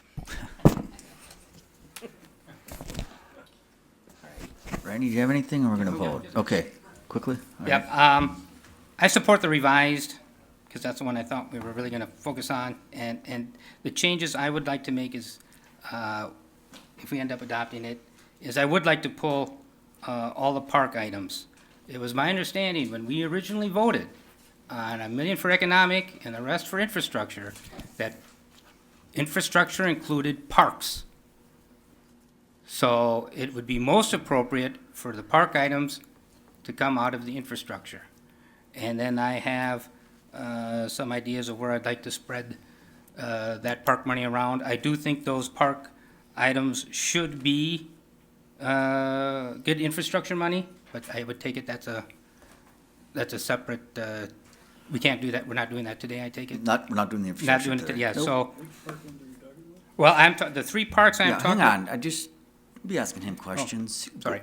We're going to, So what I just wanted to make clear, I support the second okay. revised one, and when we're done, I'd like to amend. Right, I and take understand out that. the 3 You're parks. opposed to the motion on the floor. Okay, Red Smith. Right. National Railroad Museum and Whitney Park, and then I have a way I'd like to see it redistributed. Okay, and Alderman Tom Dwayne, your last slide. Yeah, Your Honor, again, I am for the revised. If you look at what we have on here, Botanical Gardens belongs up there as well as some of these others. What they do for the city of Green Bay and what we bring in from people all over, not only Brown County, but other counties as well. It shows that we support it, and when you see that, when a Green Bay supports a project, that really helps you when you go out and try to fundraise, as Chris Weary is well known for. So that really belongs there. I'd like to see revised, and like the other alderman said, the bathrooms, Whitney Park's lighting, that's not economic development at all. And put that in for infrastructure. Not that we won't do it at that point, that's not a lot of money, but then you can take those two and you can put them in the revolving loan or wherever, and that would bring them right back up to where they were supposed to be in the beginning. So I am completely for the revised. All right. And, yeah, like I said, Green Bay Botanical Gardens, someone mentioned that it didn't belong there. It does belong there, believe me. Okay, if you'd please use the board on this. This is there is a motion and a second to approve the recommendation dated 10/13/16. A yes vote approves that, a no vote denies it and brings it back here. Yep. 5-7 failure. Okay, so that did not pass, so we're back here and, If I could. yeah, go ahead. No, we're gonna go to Dwayne first. Alderman Tom Dwayne? Yes, I'm gonna well, obviously, the revised is approved by the failure No, of it's the not. first one. I like to take the, Wait, What? it's not approved. We didn't vote on one or the other, so you need to make a okay, but I'm gonna motion. make a motion to approve, but Okay. then I have some revised. Yeah, but you said it's revisions obviously I wanna approved. do, Okay, so because you're we're on gonna, that one now. I That's all. think this is what I would ask. I'd ask that you Motion make to a, approve. to approve the recommendation of 10/14, Right. and that's seconded by Alderman Stoyer, and 11-14. 11/14, and then I'll bring this back to you. Okay, go ahead. Yeah, I would like to, take the, where are we now? We're on- Whitney Park Neighborhood Association decorative lighting at 1750, and put that under, NeighborWorks Green Bay. And then I would take the Red Smith Parks bathrooms and put that under the revolving loan.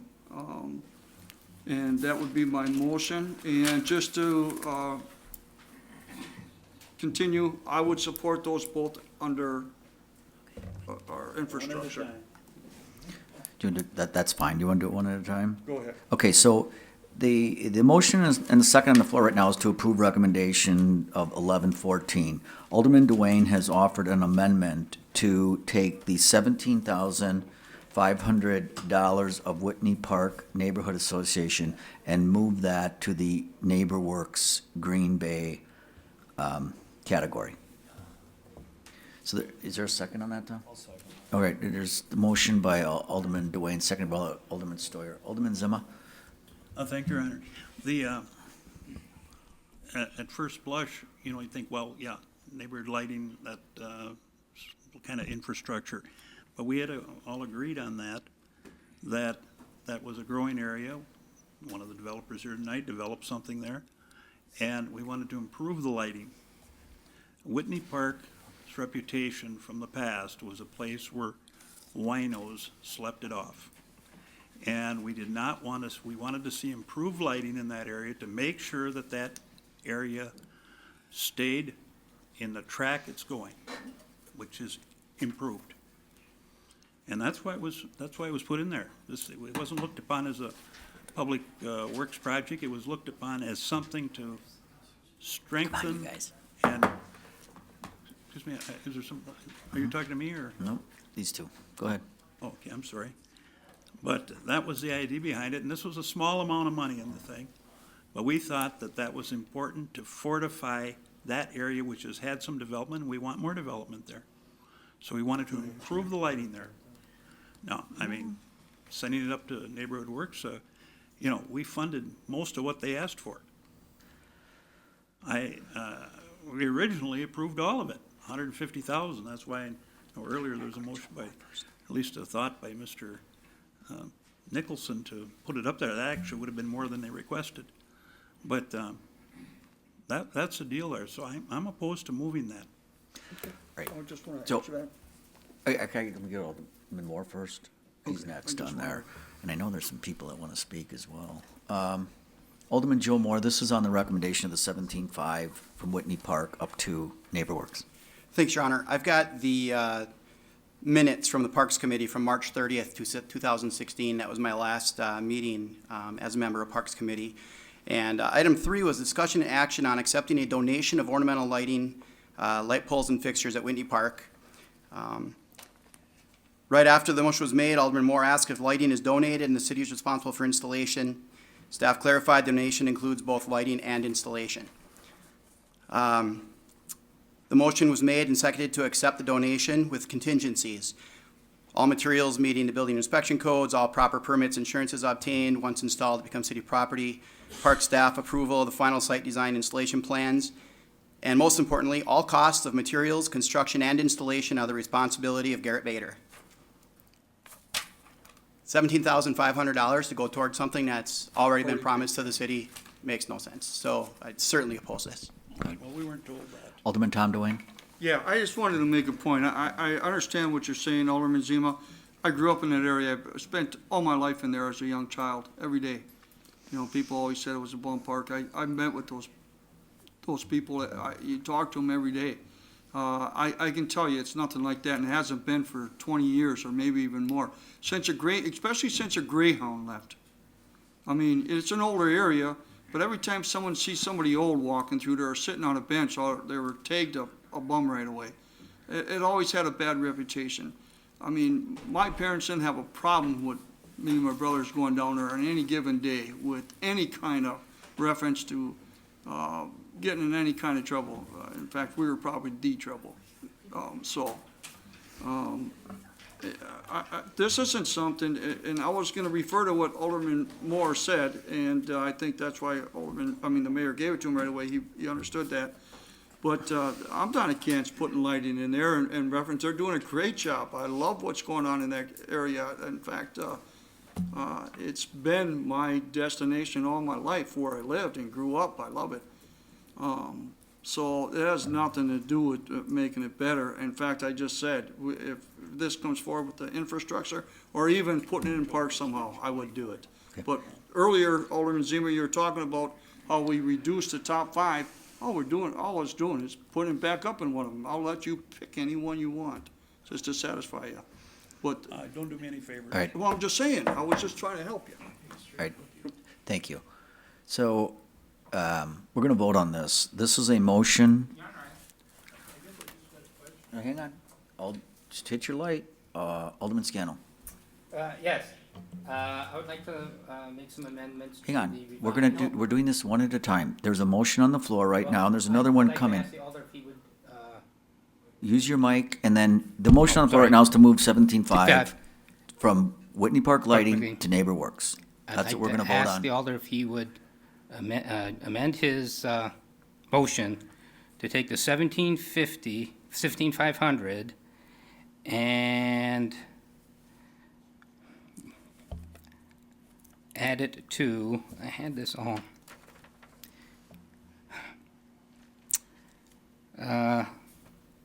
Can I just mention all three? It'd make it easier. Hey, I don't know why we would vote this up or down and then move on, Right, but right, because- we'll listen to your.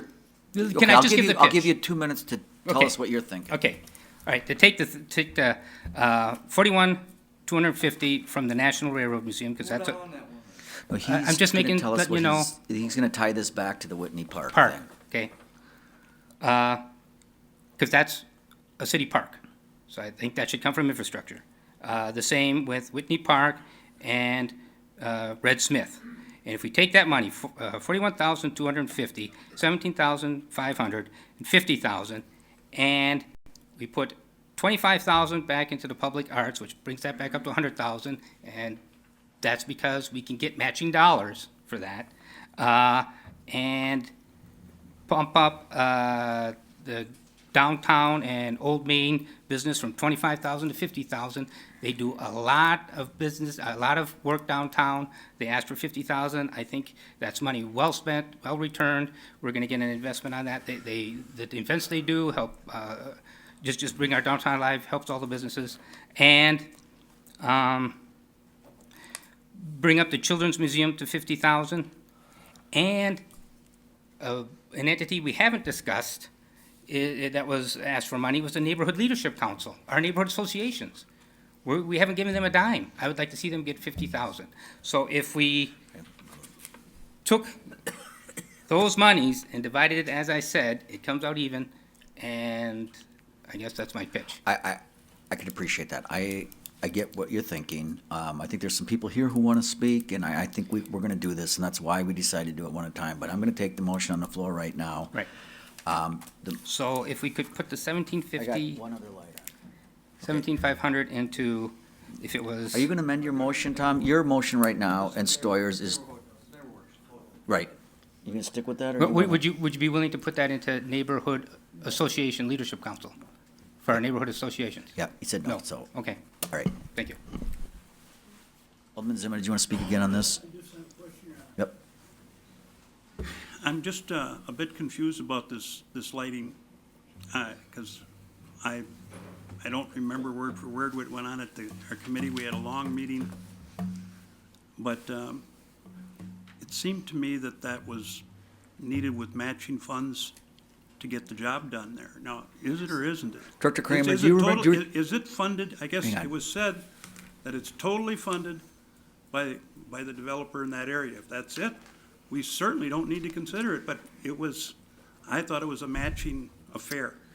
Director Kramer, do you recall the Whitney Park lighting? Yes. Okay, do you want to comment on that and enlighten us? I don't have it in front of me, so I don't have the exact dates, but it was what Joe Moore, Alderman Moore had indicated. It is in those park committee meetings. And it was that they had put in a request to add some lighting and pay for it. So you at would Whitney agree Park. that funding There from is no this, money needed. that there's no money needed from the stadium tax surplus? Correct. Okay, that's all I wanted to know. I think we're because gonna- That wasn't our understanding at the committee. All right. So Tom, I don't think this is gonna pass, but there's a motion, and a second on the floor to move 17.5 from Whitney Park to the neighborhood. All in favor of that, signify by saying aye. Aye. Oh, Use the board. This is moving. Where now? Just pulling the money out of Whitney Park. I don't care where it goes. There's a motion and a second to move the money from Whitney Park to the Neighbor Works Green Bay. A yes vote moves the money, a no vote keeps it here. 11-1. All right. Okay. Alderman Dwayne, you had a second amendment. $50,000 from Red Smith Neighborhood Association into the revolving loan. All right, so there's a motion by Alderman Tom Dwayne, second by Alderman Joe Moore, to move the $50,000 of Red Smith the Neighborhood Association for those park bathrooms of the $50,000 to, where'd you go? The revolving fund? Revolving loan fund, yes. And that, right now is at 150, that'd make that 200? Correct. Okay. And I don't have to tell you how important it is, Dr. Vaughn just said, and I'm on that committee, and I see what it's worth. So. All right. So, again, just to repeat that, and is there a second on that? Oh, yeah, Alderman Joe Moore, I'm sorry. So there's a motion to move $50,000 from the Red Smith Neighborhood Association to the Green Bay revolving loan fund. Discussion on that? Okay, all in favor of that motion, please signify by saying aye. Aye. And those opposed, nay. So, okay. All right, is that it? All right, the floor is open now to discuss. We have an amendment that's been approved by the council. We're still discussing the 1114 recommendation with the amendment that's been approved. And I'll ask at the end to adopt this as amended. okay, Alderman Scannell? okay. We still have 41,250 on the board for the National Railroad Museum, correct? That has not been amended? That has Right. not been amended. Okay, I would like to take that, and I'd also like to make a light communication letter, just so. But I'd like to take that and put 25,000 into the public arts, and the remainder of it into the downtown Green Bay Old Main. Alderman Scannell, if I could just ask, I know there are some people here from the National Railroad Museum. Would you like to hear from them, or do you want to not open the floor? Well, we could hear from them. I want to get them a lot of money in infrastructure, but a lot more than this, but certainly we could hear from them. So I still think their money should come from infrastructure, and I'm hoping a lot more than this. That's part of my light communication, in fact. Okay, I don't know if we want to suspend the rules to hear from people who are interested in this now, or if you want to do that later, but we're making some amendments. Could you just, I think, right, I think that's appropriate. Fine. So, Motion to? there's a motion by Alderman Mark Stoyer, seconded by Alderman Randy Scannell, to open the floor to hear from interested parties. All in favor of that motion, please signify by saying aye. Aye. And those opposed, nay. All right, good. The council obviously is discussing the $1 million that was allocated to economic development through the excess stadium tax the city received a year ago. And they're making some motions, and we're going to adopt something tonight. And if there's anyone here who would like to speak to your specific item, to the whole council, I think some of you have been at committee. If you just come up and state your name and address, and we'd be happy to hear from you for a couple, 3 minutes.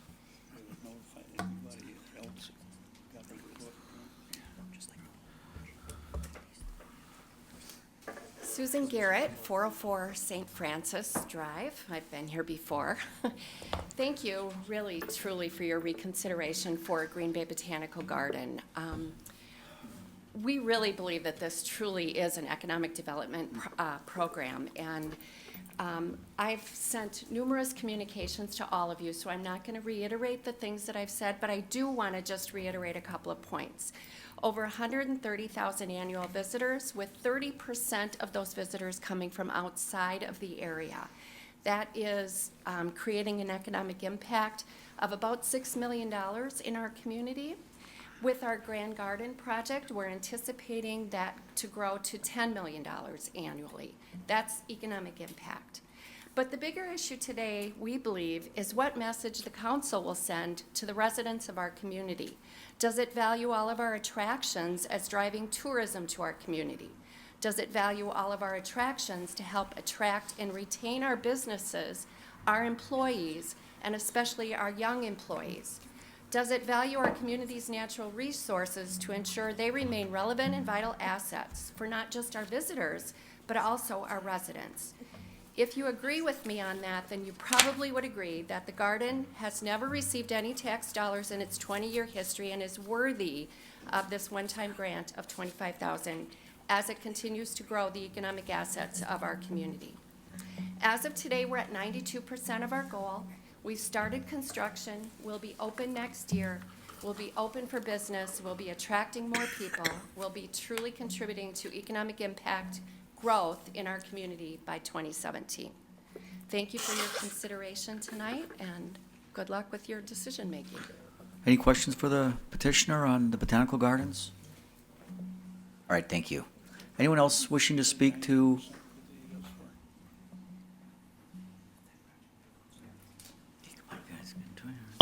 Hi, I'm Tony Burnett. I'm the director of the Children's Museum.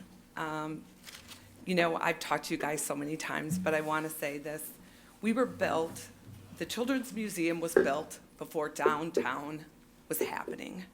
We took a leap of faith and we built. We brought over 350,000 people to downtown Green Bay. And we are one of the top attractions in Green Bay. I appreciate everything you guys have to do and the decisions you have to make.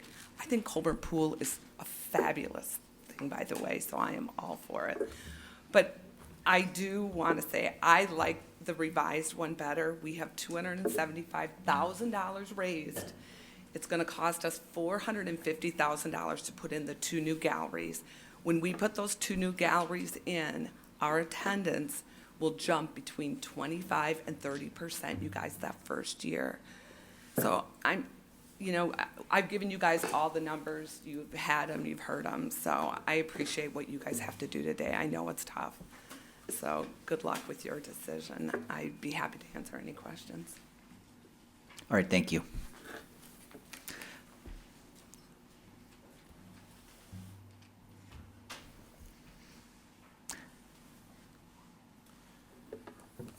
Robert Reardon, 2957 South Telemark Circle in Green Bay, Wisconsin. First of all, I want to thank you, Mr. Mayor. I want to thank you, council members, for having the foresight to recognize that economic development is vital, that you play a key role in that. And I commend you for taking that as a challenge. You know, I've been involved in economic development for 40 years now, from the private sector, whether it be as a member of the New North Board or most recently the venture funding mechanism we've got for economic new startups in Green Bay.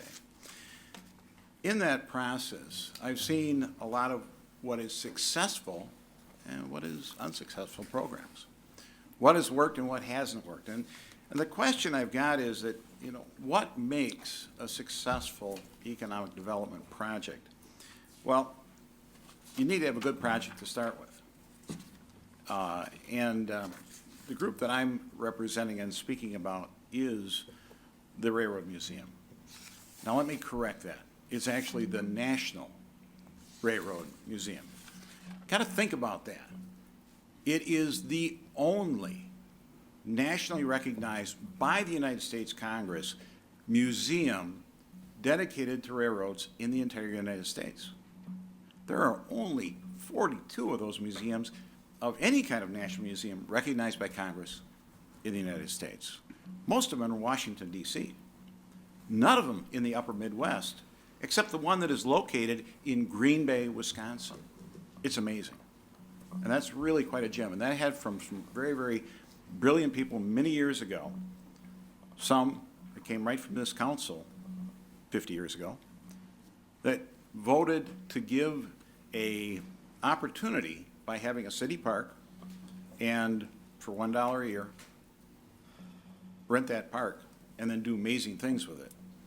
Now, the amazing things we've done with it have all been done by the people at the museum. But you had to have the foresight as a council to recognize that it could be done. I mentioned that we have a national museum. What the other thing you need to have in a good economic development plan, however, is you have to have something that's going to take it to the next level. And by that I mean, is it going to just improve what you've already got? Is it going to take what you've got and make it kind of nice and maybe allow you a few more parking spaces and go from there? Or is it going to be massive changes? The Railroad Museum has taken on the idea that massive makes sense. We're talking about a $20 million project in the first phase alone. $20 million is a huge project. And when we brought the concept of this idea to the Kansas City and Southern Railroad, which is located down in Kansas City, obviously, and we said, we're going to enhance the National Railroad Museum in Green Bay, Wisconsin. And we showed them the plans, and we said, this is an iconic structure to the level of what you would find with the Sydney Opera House. I should be able to say that, my son sings opera. But in any case, that's the level we're trying to bring it to. After we sat and listened to these guys for a while, they came back, and one of them, who was a senior VP with the company, said, you're wrong, this is not an iconic structure. You blew iconic out of the park. It's way beyond it. It's incredible. So we've got a good project. You need a pool of funds. Well, it's great if we can get people in Green Bay to give us $20 million. And we certainly have some high-capacity people that will be contributing to this campaign. But this is a national museum, not a Green Bay museum. So yes, we're going to benefit the most because we're right here. But we plan on leveraging the local with the national. So we're looking to raise at least $10 million from outside of the city of Green Bay, outside of the state of Wisconsin. And we know we can do that. We've already had positive reactions from people that are out there. And by the way, these guys really have money. They make us look like paupers. But in any case, that's the group we're going after. So we need that pool. We've got it. But then the next group you need local support. And this is the part that is concerning me the most. You see, when we stopped into the Kansas City Southern and we talked to these senior vice presidents of the company, we said, we want to do this. They said, you know, we won't do lead gifts. I said, why not? I mean, this is great. This is for the railroad industry. Why wouldn't you do a lead gift? He said, because it's in Green Bay, and if Green Bay doesn't care enough to put money behind it, they're not going to support it. We're going to put $10 million into a community, and guess what?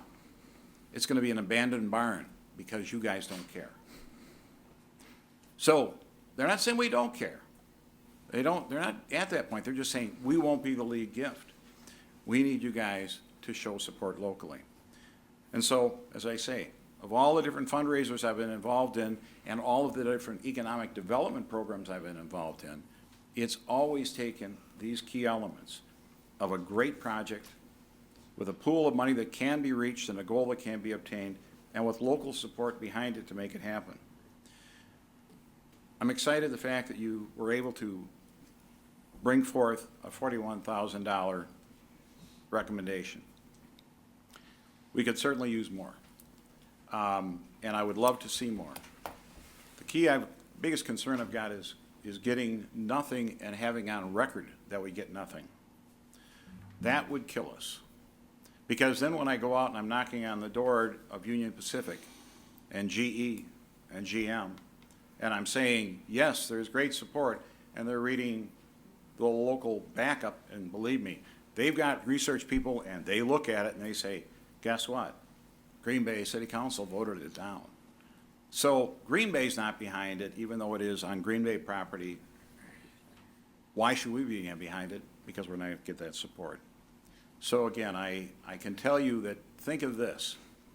Moving from an iconic, or a national museum to a world-class iconic museum, moving from 86,000 visitors a year, 40 different countries recognized there, only 13% coming from our area, the rest coming from around the nation. We've got a tremendous asset here, an iconic building that will mean that we'll not only have the Packers, but we'll also have another iconic building that everyone will see. We have that opportunity, And with your support, we can make this happen, because these people will contribute if they see our support behind it. So I recognize what you've done. This is probably the biggest economic development in your entire package, by the way. Nothing else brings that much money in. Oh, by the way, we're expecting to have over 200,000 people visiting the museum in the first 6 months once it's done. It should take us about a year to get it done. Thank you. If there's any questions, I'd be happy to answer. Alderman Stoyer? Thank you, Mr. Reardon, for coming in. Like it has been mentioned before, there are many different groups that have come for money, so please don't take it as a slight if you're not getting exactly the amount that you might be looking for. We do support it. So with that being said, I was just wondering, what was your possible level of commitment that you would have liked to see from the council, if I can ask? Our original ask for it was for $250,000. Right. And that would certainly be tremendously helpful. What was proposed originally at $16,000 was actually more of a detriment to us than an advantage. And the fact that it had gone on record that that was a possibility, we were very concerned it would put a huge dent in us. Moving it back up to the 41 is very helpful. We'd love to see more if we could, but we can use this as seed money to help kick things off. Now, with that being said, if this excise tax money was not here, then, you know, we wouldn't even be having this conversation. So with that being said, what would you have possibly expected from our city council or our city without this being in place? We would have been asking at that point probably for closer to the 50,000, which is what we feel that particular amount gives us some funds that allow us to do the things we need to do, the traveling to the different cities, to be able to see these guys. You're not going to get Union Pacific to come to Green Bay. We have to go to them. And there are a number of major industries that we'll be talking to, so that would allow us to do it. Right. Well, like I wanted to reiterate, you know, we do support you. It's just that, you know, we have so many requests, and I just wanted to let that be known. Thank you. I appreciate that. So, Alderman Galvin?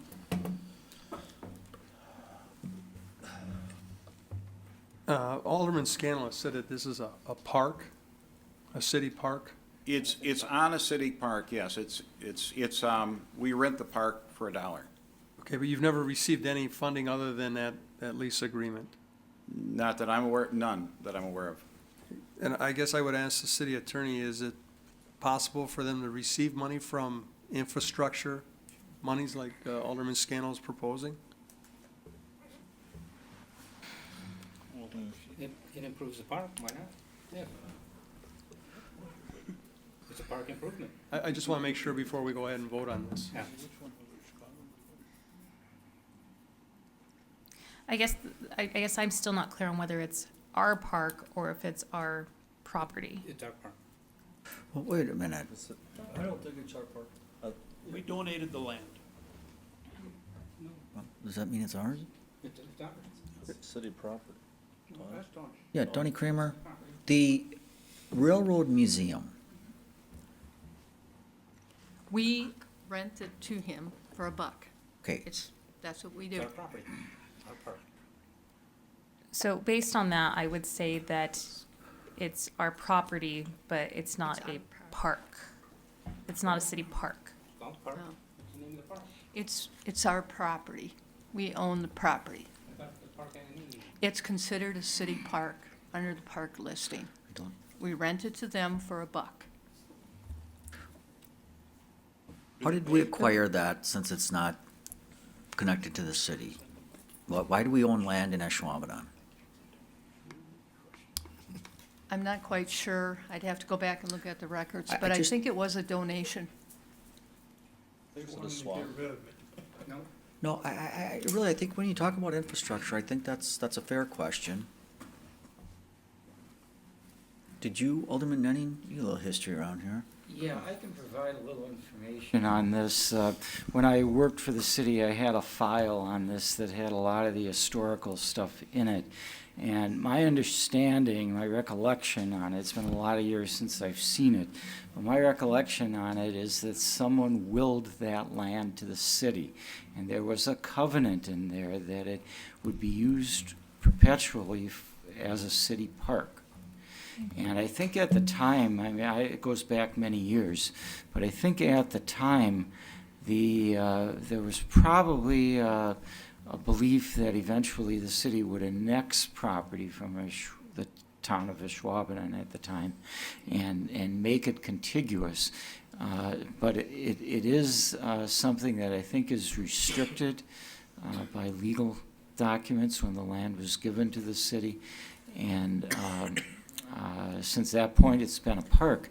And there's an interesting history on it as well. When the museum was proposed on that land, it was actually talked about as a museum to all modes of transportation. But it evolved into the railroad museum that we have today. I think it's called Cook Park. I believe that is correct. Yes. So then it sounds more like Right. we are allowing them to operate our park under that lease.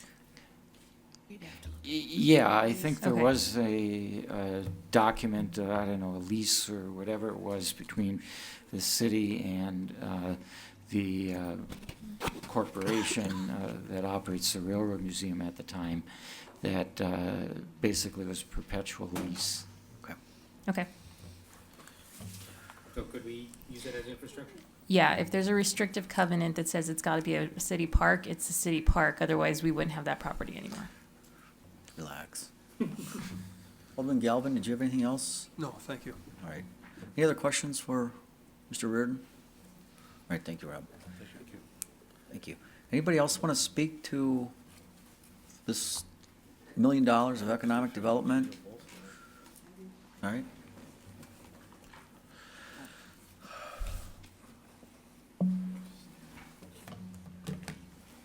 Hi, Cheryl Renyer-Wigg, 626 South Jackson Street. I'm here to talk to you about the GBNLC. I know this wasn't on your list at all for any allocations. I would like you to at least consider for some partial allocation of funding.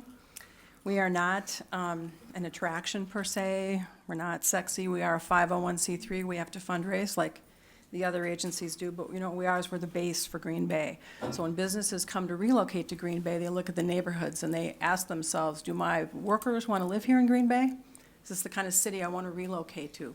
So that's my argument for economic development, because I think a strong neighborhood, cities with strong neighborhoods bring businesses and attract them. But that aside, the Leadership Council, Mather Hall reconstruction, play equipment at Van Beaver Park, all the signs, the landscaping around them, branding projects, street signs, public art, all of these things that we don't have the budget to do, we've been able to fundraise and do some of these things. So the light pole in Red Smith was part of funding through the Leadership Council. So I just would ask, I would be happy to ask the council to designate these dollars to be bricks and mortar projects, if that's what you'd like.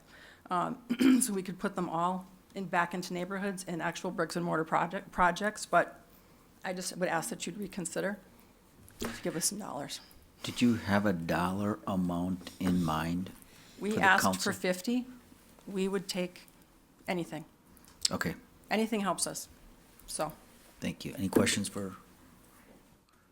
All right, thank you. Anyone else here that weigh in on this $1 million?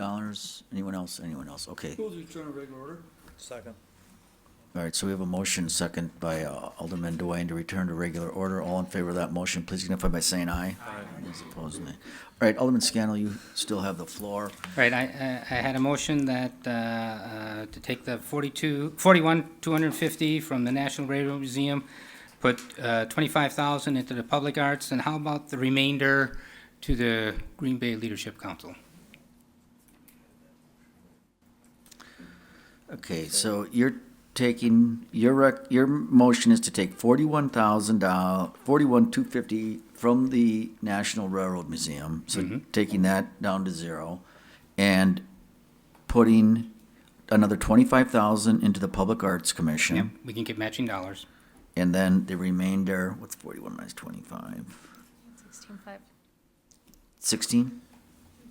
16,250 to the Leadership Council. Yeah. And then have a late communication. Okay. Yep. Is there a second on that? This is a motion by Alderman Scannell to reduce the Railroad Museum of 41,250, 25 to the Public Arts Commission, 16,250 to the Leadership Council. Second. Right, and it's seconded by Alderperson Dorf. So that's under discussion now. Anybody want to speak to that, or else we're going to vote? Just, All right? No, well, just one quick thing, That's you know, fine. I think we could do a little bit better than 41,250 for the National Railroad Museum, coming from infrastructure, and that's what part of my communication is. So I definitely support that project. Matter of fact, much bigger than what's here. All right. So, thank you. Can you use the board on this? The motion is to reduce the Railroad Museum by 41,250, as I said, and move 25 to the Public Arts Commission, 16,250 to Leadership Council. A yes vote does that, a no vote brings us back to where we are.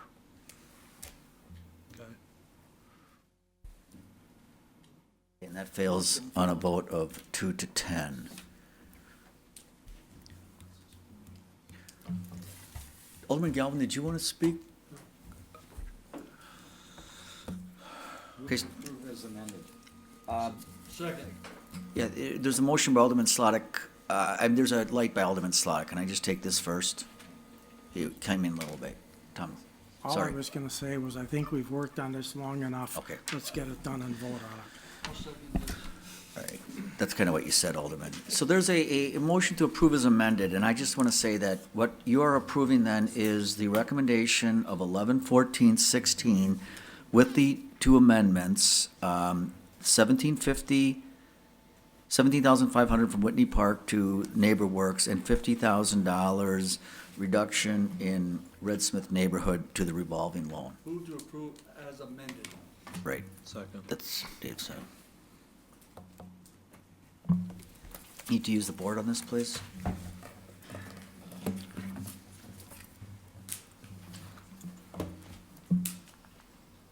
And that passes by a vote of 10 to 2. So thanks for sticking around. The vote with the amendments was just approved by 10 to 2, so thank you. Okay, God bless you. Okay. Huh? Okay. Okay. All right, clerk. We're on to the report of the Improvement and Service Committee. There's a motion by Alderman Joe Moore, seconded by Alderman Randy Scannell to approve the report of the Improvement Service Committee. That was for the meeting held on November 30th. Are there any items under this report you wish to handle separately? Number 3. Number 3? Okay, hearing none others, all in favor of the remainder of that report, please signify by saying aye. Aye. And those opposed, nays. The ayes have it. All items have been approved, with the exception of item 3. And what are your wishes regarding item 3?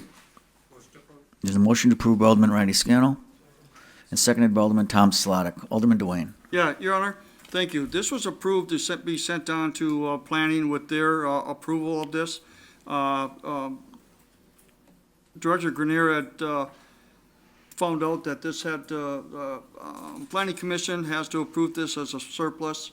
And so I'm going to make a motion to approve this, to approve it, to approve it as a council as a whole, providing, or on the contingent that planning passes it. So it'll be, so it doesn't keep going got back it. and forth.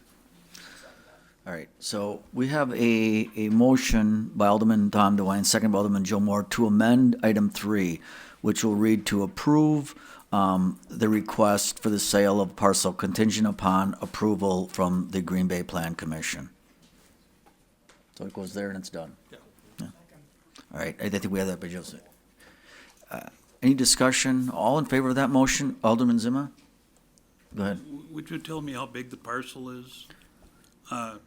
Must be pretty, what is it, a wetland or something? It's only worth $1? I was pointing to Alderman Grenier, but Director Grenier. I'm not sure of the exact size of the parcel. If memory serves, it's like a 38-foot frontage along Main Street and a total square footage of about 4,500. If you go out to, if you were to travel down Main Street and take a look at Simonette's Bar, it would be the western half of their existing parking lot, is what we're talking about. They paid for the improvements and they're leasing the property back from us, from the city. So they've developed the property. That is correct. They would simply be taking over the piece of property that they're currently leasing from the city. Okay. So I'm going to take the amendment. So we have a motion and a second for the amendment of item 3. All in favor of the amendment, please signify by saying aye. And those opposed, nays. The ayes have it. And then a motion to adopt is amended by Alderman Tom Dwayne. Seconded by Alderman Randy Scannell. All in favor of that motion, please signify by saying aye. And those opposed, nay. Ayes have it. And that's been adopted as amended. Report of the Personnel Committee. All right, there's a motion by Alderman Randy Scannell, seconded by Alderman Joe Moore, to approve the report of the Personnel Committee. That was for their meeting held on Tuesday, November 22nd. Are there any items in this report you wish to handle separately? All right, hearing none, all in favor of that report, please signify by saying aye. And those opposed, nays. The ayes have it, and that report's been approved. Report of the Protection and Welfare Committee granting operator licenses. Sirs, we have a motion by Alderman Randy Scannell, seconded by Alderman Joe Moore. This is to approve the report of the Protection and Welfare Committee granting the operating licenses. Are there any? I think we did that early. Are there any names on here that you would like to pull, handle separately, or be listed as abstaining from? Okay, hearing none, all in favor of that report, please signify by saying aye. And those opposed, nays. The ayes have it, and that report has been approved. Items be received and placed on file. The municipal court report for October 2016, building permit report for November 2016, and the account summary trial balance for January to October. All right, so we have a motion by Alderman Tom Slotnick, seconded by Alderman Joe Moore, to receive and place on file the 3 reports as stated by the clerk. Any discussion here? Seeing no lights, all in favor of that motion, please signify by saying aye. And those opposed, nays. The ayes have it. The reports have been received and placed on file. Under suspension of the rules, resolutions 12 through 16 may be adopted with 1 roll call vote. All right, we have a motion by Alderman Scannell, seconded by Alderman Tom Slotnick, to suspend the rules for that purpose. All in favor of suspension, please signify by saying aye. And those opposed, nay. The ayes have it. The rules are suspended. Motion for adoption of the resolutions. All right, there's a motion by Alderman Randy Scannell, seconded by Alderman Mark Stoyer. Use the board on this. This is 12 through 16.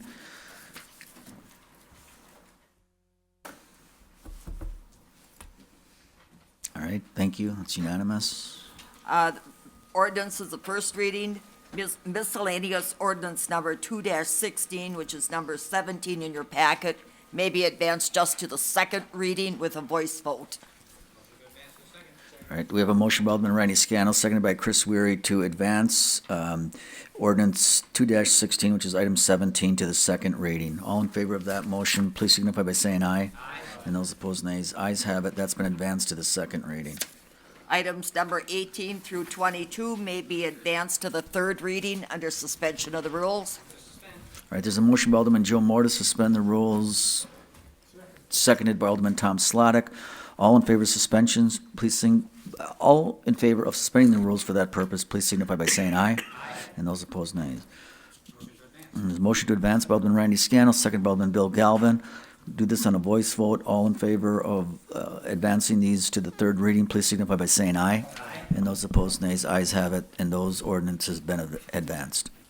Items number 23 and 24 may be adopted with 1 roll call vote under suspension of the rules. Motion by Alderman Scannell, seconded by Alderman Tom Slotnick, to suspend the rules for that purpose. All in favor of suspending the rules, please signify by saying aye. And those opposed, nays. The ayes have it. And a motion to adopt by Alderman Randy Scannell, seconded by Alderman Tom Slotnick. If you use the board, this is 23 and 24.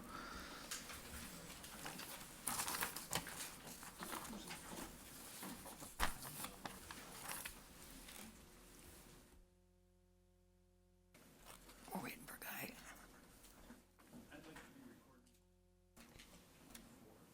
All right? We'll make it no on 24, Alderman No Zima. on 24. Yep. There's a motion by Alderman Joe Moore, seconded by Alderman Randy Scannell to suspend the rules for late communication. All in favor, please signify by saying aye. And those opposed, nay. Alderman Scannell? Yes, this is for parks to consider in all or part, $150,000 to Red Smith Neighborhood Association, $250,000 for the Wildlife Sanctuary, $200,000 for the National Railroad Museum, $17,500 for Whitney Park Neighborhood Association, to be funded from Packer Excess Tax Infrastructure. Thank you. All right, thank you. With that, I'll entertain a motion to adjourn. All right, by Randy Scannell, second by Alderman Galvin. All in favor, please signify by saying aye. And those opposed, nays. We are adjourned.